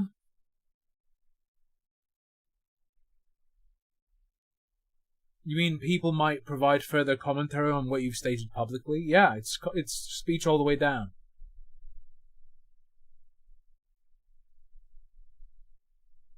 People talking about you isn't, you being said. What do we? Well, what does she even mean? Go after you as well? Because I mean, to be fair, social media's AIDS. You'll get censored over a bunch of stuff, but that is separate from her concerns about the First Amendment. Whatever. What the fuck? Is supposed to make America just this wonderful place, but over here, I'm like, there's this genuine sense of there's a lack of judgment here. I think maybe that's Dog Igran from the chat lives in Spain. Lady, you are being judged in Spain. That's what it boils. Like, there is a lack of judgment, and so.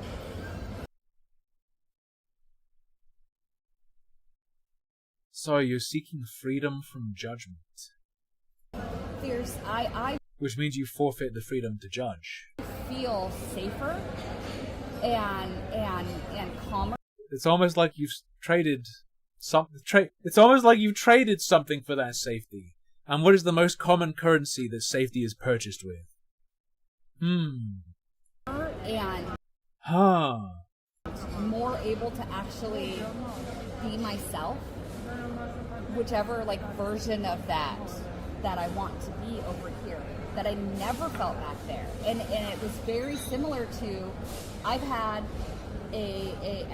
two toxic relationships that define most of my life. Okay, Jesus. Do you have any unlisteds? Quack Glore. Quack Glore. We're doing a quick lookup of Quack Glore. Amazing interview. Okay. What are we looking at here?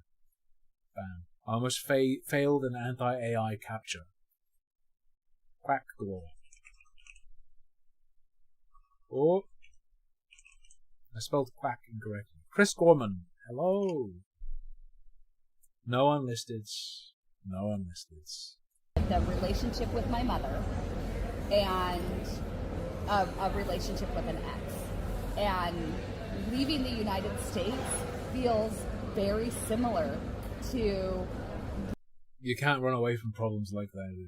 They're baked into you. They follow you. Leaving my mom's house and hitting the age as an adult that I finally in my late 30s decided, yeah, okay, you have to go to therapy. And then realizing with my therapist, looking back at all these behaviors that were so normal, right? If you see the Hot Ones Pringles, get them. They're great. I don't think we have those, but we have Burger King Pringles. I need to grab them. I need to grab them before they go. For super yummy. This was just normal. Even though I won't be filming for a while. It's just how everybody was. Looking back and going, no, those were all horribly abusive, toxic behaviors. And then leaving my relationship with my ex. And after that, looking back and going, all of these red flags, all of these terrible, terrible red flags that should have been screaming at me, I didn't notice. You don't notice them until you leave. It's claimed that the theft was a family issue. She also claimed that the police were manipulating her, and that was a theft. Sorry, this woman's a fucking nut. And beyond acceptable tolerance levels. So being here and actually feeling this sense of, like, I could take a deep breath, right? Like, I can look around and I'm not sitting out here wondering who is hearing me talk about Trump badly.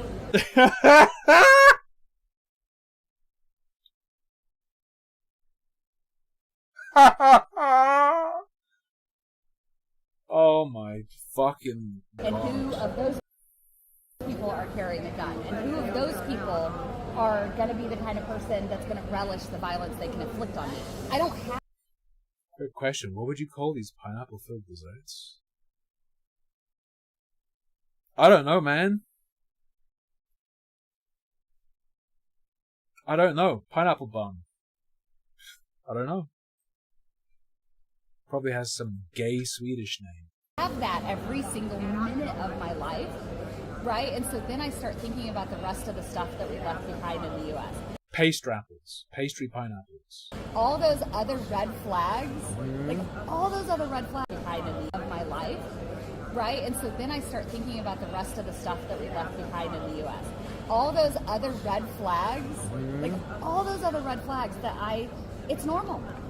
So not tarts? Tarts have an open top and are typically round. Like, it's normal. When you are raised in something, you mimic, you adapt the behavior that it becomes normal. So we look back at the U.S. and, like, school shootings are just something, it's normal. It's just something that we have to suffer from in order to have our freedom, right? People like Charlie Kirk going to college campuses and baiting teenagers into debates that they are in no way prepared for is just normal, right? That's something that we have to allow to happen. Sorry. An egregious threat to freedom. An example is that Charlie Kirk was enticing teenagers to argue with him. Okay, you're fucked in the head. That we can have the freedom of speech, right? Something that we have to allow Wait. to happen so that we can have the freedom of speech. We have to allow Charlie Kirk to have arguments with college students. And that's a terrible price we pay for freedom of speech. You're fucked. You are actually mental. Right? We're more free if we don't allow college students to talk to people. Okay. Alright. And then you go, all the other freedoms that we, most Trump supporters could not list any other amendment other than the first and the second, right? Third, fourth, fifth, sixth. Then we talk about the ability that, we still... They certainly are aware of the 14th. Allow slavery in the United States because we have for-profit prisons. So we have a justice system that is designed around how many people can we put in prison. Like, it's absurd, this idea that America is so free, when in reality... It's interesting that she doesn't mention the fourth. How about the fourth? Unreasonable search and seizure. How do you feel about that in Europe? I have not felt this level of freedom in any facet of my life until I left the United States. And coming to realize that, Damn, I feel this is a really insightful interview, to be honest. Who would have thought that someone as a gay raped retard would feel more comfortable in Europe than the United States? I'm really glad to have watched this. It's really illuminating. It makes me understand the world more. I mean, it's leaving an abusive relationship. It's looking back and going, every teacher that I ever had that told me how lucky I was to be born in this country, they weren't lying. Ever had that told me how lucky I was to be born in this country. How many how many? Tell me the number. How many teachers have told you you're lucky to be born in this They weren't lying to me because they didn't know they were lying. They had been taught and indoctrinated the same way I was. Like, every movie that I ever watched that was about yay America, and every movie that I ever watched that was like, a war one, and the military is so great. All of the media that I consumed that was all like, here's why these other countries are terrible, and here's why America is so wonderful. Everything that we ever consume as... Where have you been? Aside from Spain and the United States. United States citizens, it's all a lie. Like, it's all built and designed to keep you trapped in this notion that every other place in the world is worse than the United States. Just so that we continue to put up with toxic behavior. Like, you continue to let your husband beat you because everybody around you tells you that's just what you do. That's just normal. What the Maybe where you lived, what the fuck? Like, we continue to let the United States government beat us. Okay. Because we think that's what we're supposed to live like. And it took...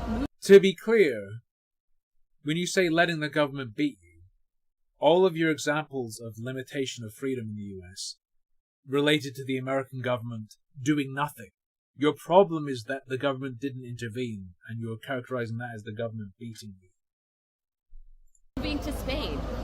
And even more than that, it took moving to Spain and telling people stories about what it's like to live in the United States and see the look on their face. Because I would tell stories about... Yeah, I bet they... I'd love to see the look on the face of whoever you're talking to and telling this stuff. Actually, yeah, that would be amazing. And then people would look at me with this horrified look on their face, and I'd be like, what? Do they look at you with I imagine you get the same response with any story you tell. It's just like a funny childhood anecdote, right? They'd be like, no, that's not normal. So I tell my doctor about, like, I'll just deal with a broken finger, and she looks at me like, why would you live like that, right? I tell my boss that I've never had paid vacation days, and he looks at me like, why would you live like that? Like, and it took moving to Spain to realize that it's an illusion. They sell us a lie of freedom so that they can keep us trapped in a cycle of abuse. I ramble. Yeah, sorry. Amazing. You know what? I think she should represent herself in court. I think the best course of action is for her to represent herself. All right. Well, come closer. Everybody, come closer if you can't hear me, because I can't talk much louder.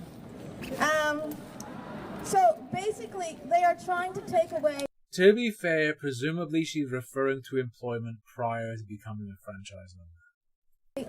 The right to vote for overseas voters. And there are 4 things happening right now. The first one is called the SAVE Act, and that has actually passed the House. It's not been. What is that poster? Resist? Is that the frog from Chrono? Whatever. SAVE Act, and that is that leftist Pepe? That has actually passed the House. It's not been. The Senate doesn't seem to be working on it. Wrong.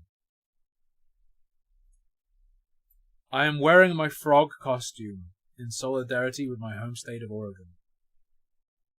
Shout out to Democrats abroad Spain for organizing the event. She's my sworn enemy. I'm a member of Republicans abroad. Right now, but maybe sorry, it's Republicans overseas. Republicans overseas. The government. Fuck, is it? It's abroad or what? Fuck. It's overseas, not abroad. But clearly my arch nemesis. Closed. Right. And the SAVE Act says that for us, I want to see the only white people, based only on the color. People are stopped violently or otherwise and taken into custody based only on the color of their skin. Only white people, only native citizens who are white have rights.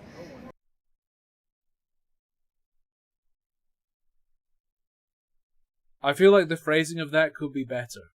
Only native citizens who are white. No, and yes, I'm very aware that for much of U.S. history, only white men had rights. That in and of itself means that U.S. democracy is much younger than we claim credit for. But we are going in the wrong direction. If there's no... Oh, bro! For most of U.S. history, only white men had rights. We're going in the wrong direction! This fucking rules. Only natives who are white have rights. It used to be only white men have rights. We're going in the wrong direction. Due process. Nobody has rights. If immigrants can be snatched, nobody has rights.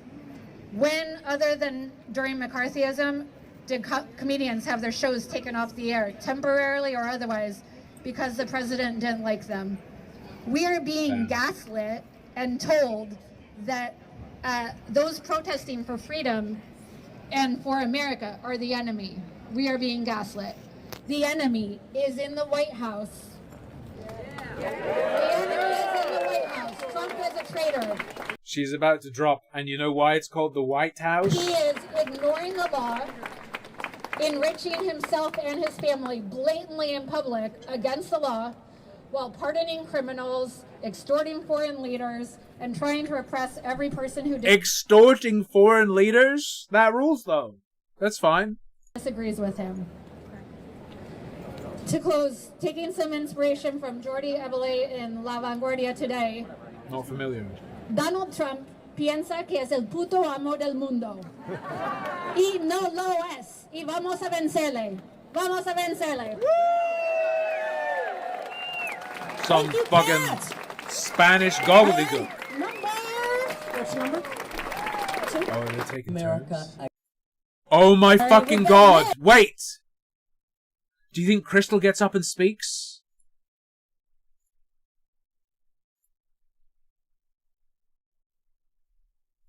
Hold up. Hold up.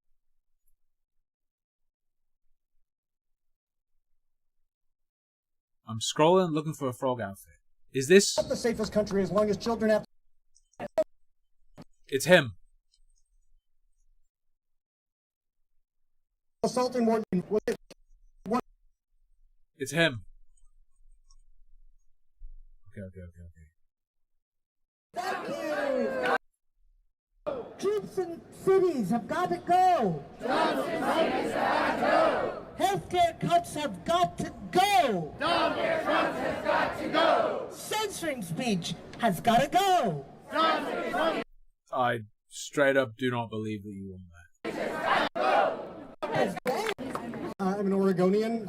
I feel like I've been yelling. I don't know. My voice is Here we go. My name is Benjamin Gorman. I'm an Oregonian. I was, hence the inflatable costume. We're from Oregon, so we're standing in solidarity with our... Was the inflatable costume featured earlier? Just want to make sure I didn't miss it. Purple hair. No, it's not her. Just double checking. Didn't want to miss it. Didn't want to miss a thing. To Barcelona back in January, so yes, thank you. Let's give her a big round of applause. And thank you to Robert Gerard, your DA Barcelona press coordinator, for inviting me to speak today. Thank you, Robert. And I want to thank all the volunteers for DA Abroad, Democrats Abroad. They put this event together. Let's give them all a huge round of applause. We're going to get to see the frog outfits. They're protesting the US and Spain. It makes sense, to be fair. They're protesting against restriction on mail-in ballots, primarily, it would seem.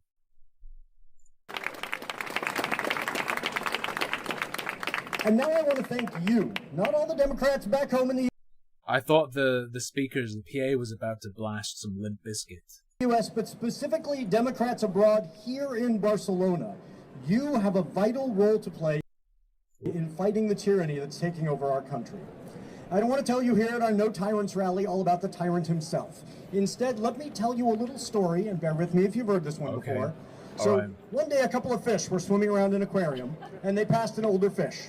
And the older fish said, "Hey guys, how's the water today?" And the younger fish said, "Hey Bob, great to see you." And then they swam away.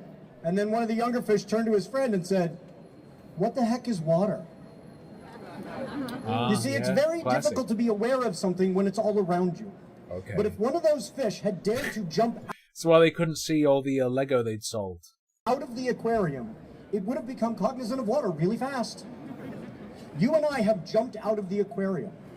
But what many of us are realizing is that we aren't gasping and suffocating. We're breathing more freely here in Barcelona.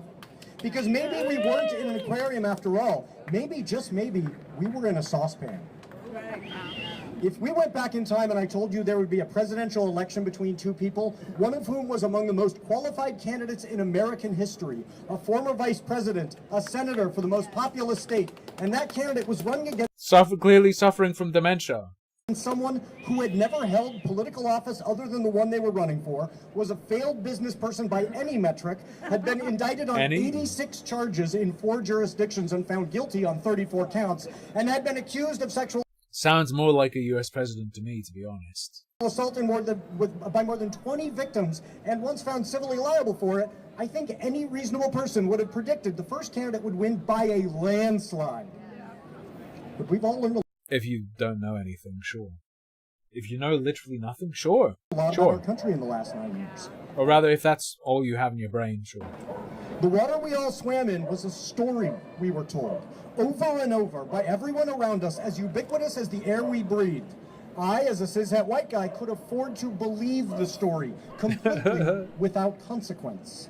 But even the most marginalized among us, who had learned about the lies just to stay safe, still were infected by the story. The story told us that America was the greatest, safest, freest, most moral country on earth. And the story was so strong, it... You know what's fucking crazy? I only play Neofeud once a week on my Friday stream, but it feels like I've got the game running right now. Could contain within it all these asterisks. Sure, there was the genocide that provided the land itself, and the slavery that provided the labor, and the sexism that maintained the patriarchy, and the hypercapitalism that made the stark inequality possible, but those were just asterisks.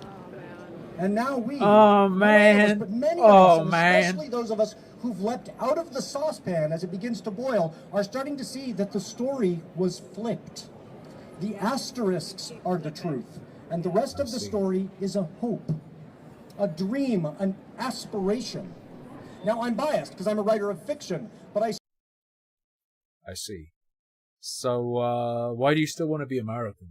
Like, what are we... Still hold on to the belief that dreams are not worthless. Are the Democrats divorced from all that? Even when we feel betrayed upon the discovery that what we were taught in our history classes might as well have included Santa Claus and the Easter Bunny and the Tooth Fairy for all their veracity, the youngest here among us, and their parents, know that the Tooth Fairy is useful. And the American dream is useful. It informs us about what we wish were true. And that can be our guide, our lodestar, A democracy is supposed to be a system which produces a government that is an expression of the will of the majority of the people. It never has been that. But our desire for a democracy tells us we should build one. Do you think he thinks it is in Spain? The United States is not the safest country as long as children have to do lockdown drills in school, and adults have to worry about being bankrupted by medical debt. Women have to look at their president and know that they could be assaulted any day, and their attacker might not Hold up. be punished, but might instead be rewarded with the highest office. And if they become pregnant, they could be forced to be human incubators. And fuck, I hate America. If I'm raped, that guy's gonna become president, dude. I understand that this is creative speech, okay? It's expression. But still, actually imagine in your mind a woman who's been assaulted and is like, fuck, he might become president now. a country with the highest maternal mortality rate of any who leaves America and is like, thank God. At least I know if I'm raped, he won't become president. high-income country. LGBTQ people have to live each day with the fear that their marriages could be annulled, their parenting rights stripped away, and people of color have to live their lives knowing the Supreme Court just decided racial profiling is not only acceptable, but the proper procedure for ICE to determine who to harass, kidnap, deport, and yes, kill. Not a few bad apples, a spoiled bunch. And the U.S. is not the most moral country when it is actively funding genocides in other countries and stuffing human beings in hastily built concentration camps back home. If a country is not safe, not free, and not moral, then it is not great, just rich and deadly. And this is where I do have... That's cool as fuck. That fucking rules. Rich and deadly. Cool as fuck. Never been prouder to be American. Rich and deadly. Talk a little bit about the tyrant. I'm going to say something controversial for this occasion. This guy probably calls the DMV a concentration camp. Because look how many people stuck there. And they have to go there. Trump is not the problem. Donald Trump is a two-bit con man who has merely seized on an opportunity to inflate his own ego and line his pockets. 2 bits with 3 stops of dynamic rates. He's a useful idiot for a lot of very dangerous people. And he's a symbol for a lot of angry, frightened people. But more than anything, he's a symptom of a far deeper rot. And if the United States is not willing to confront that rot, one tyrant will simply be replaced by another. Is he going to name them? Are we going in the direction of Zion Dawn, or as bad as things seem today in the United States, they could get a whole lot worse. And most days I think they will. And if I'm right, aw shucks, I guess I have to live out my life in one of the greatest cities in the world.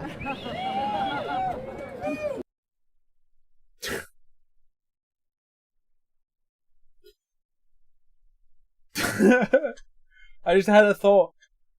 This is like the whitest thing in the fucking world.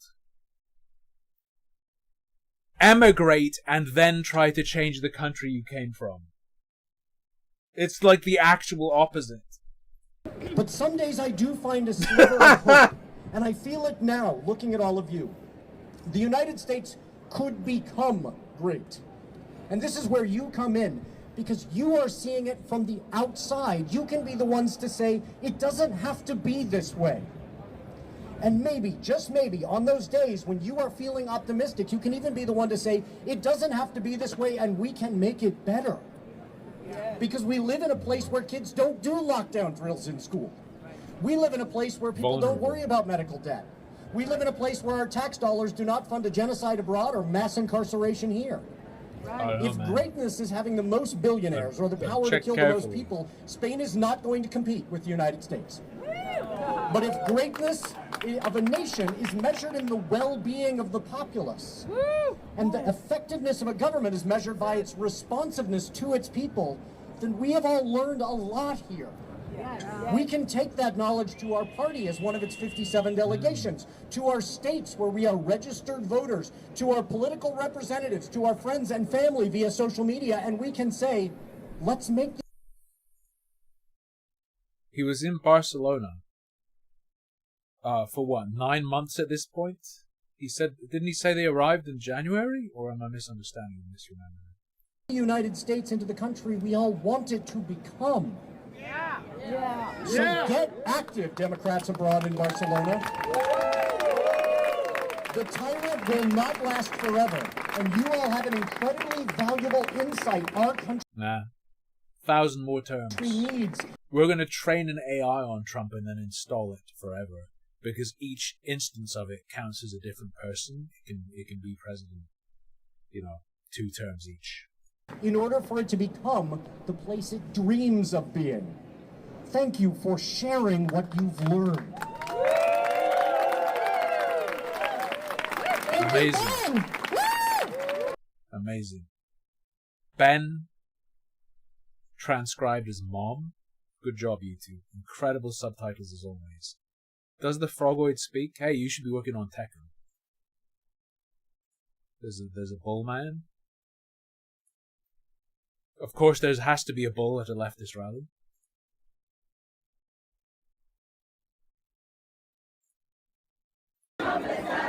Hey, hey! Ho, ho! Donald Trump has got to go! So much. Hold on 1 second. Hold on. Alright, here's her outfit. Yeah! There we go. Thank you. With Capitalism and patriarchy. I am fully on board with sink the yachts and eat the rich. Yeah! That's me. Thank you. Eat the rich. Yeah, of course. Can I get a picture with you too? Absolutely. We're very sought after frog today. Yeah, I know. I was.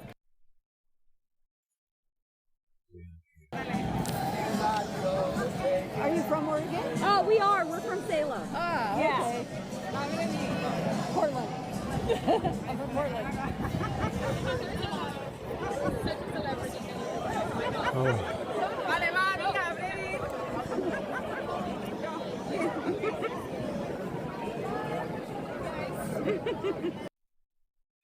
They renamed them. You know what makes sense? They renamed the No Kings protest.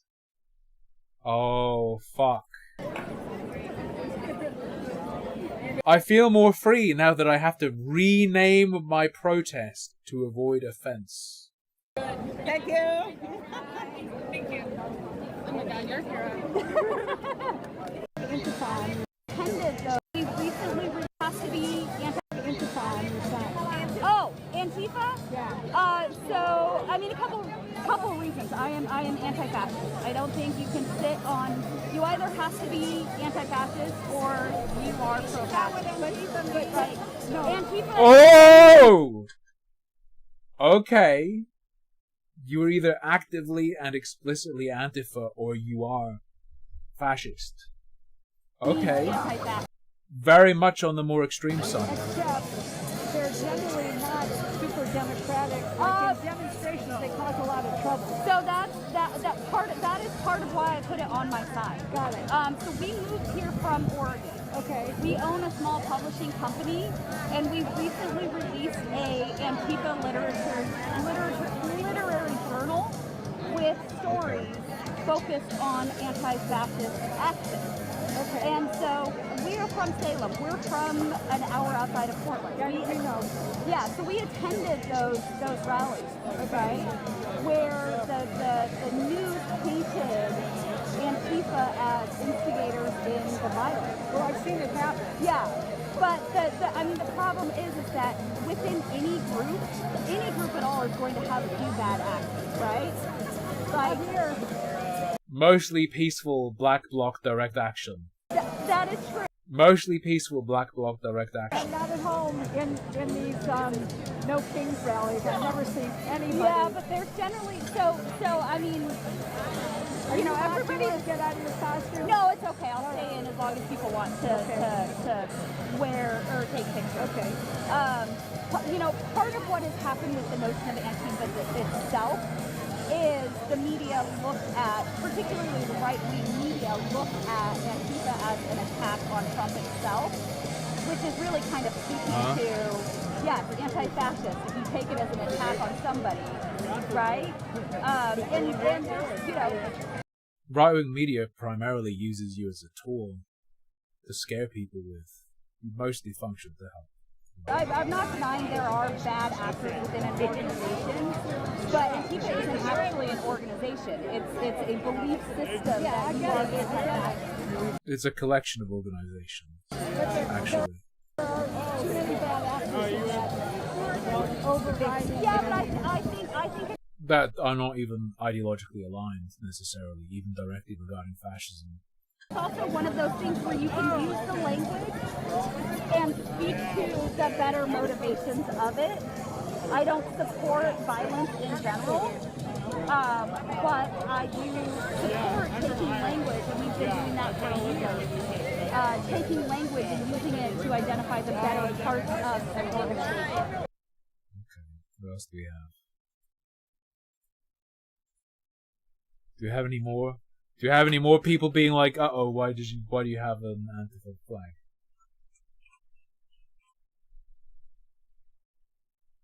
Four matches. We've seen all the matches. We've hit all the matches. Watch this, someone said. Yo. We have a preview of what Lucky Bee's gonna get. Okay. I'll watch the Remnant 777 video tomorrow. I might be late or some shit tomorrow, I don't know. Because I'm gonna be doing Lucky Bee's hair for her. And I'm not very experienced, so who knows how fucking long that's gonna take. It takes her like fucking 3 hours or some shit. With me doing it, bro. It's gonna be my girlfriend. Power Legs 9000. With the exoskeleton legs, she just needed someone to hold her. Incredible. With these amazing exoskeleton legs, Grandma no longer requires a walking stick. Just someone to hold her.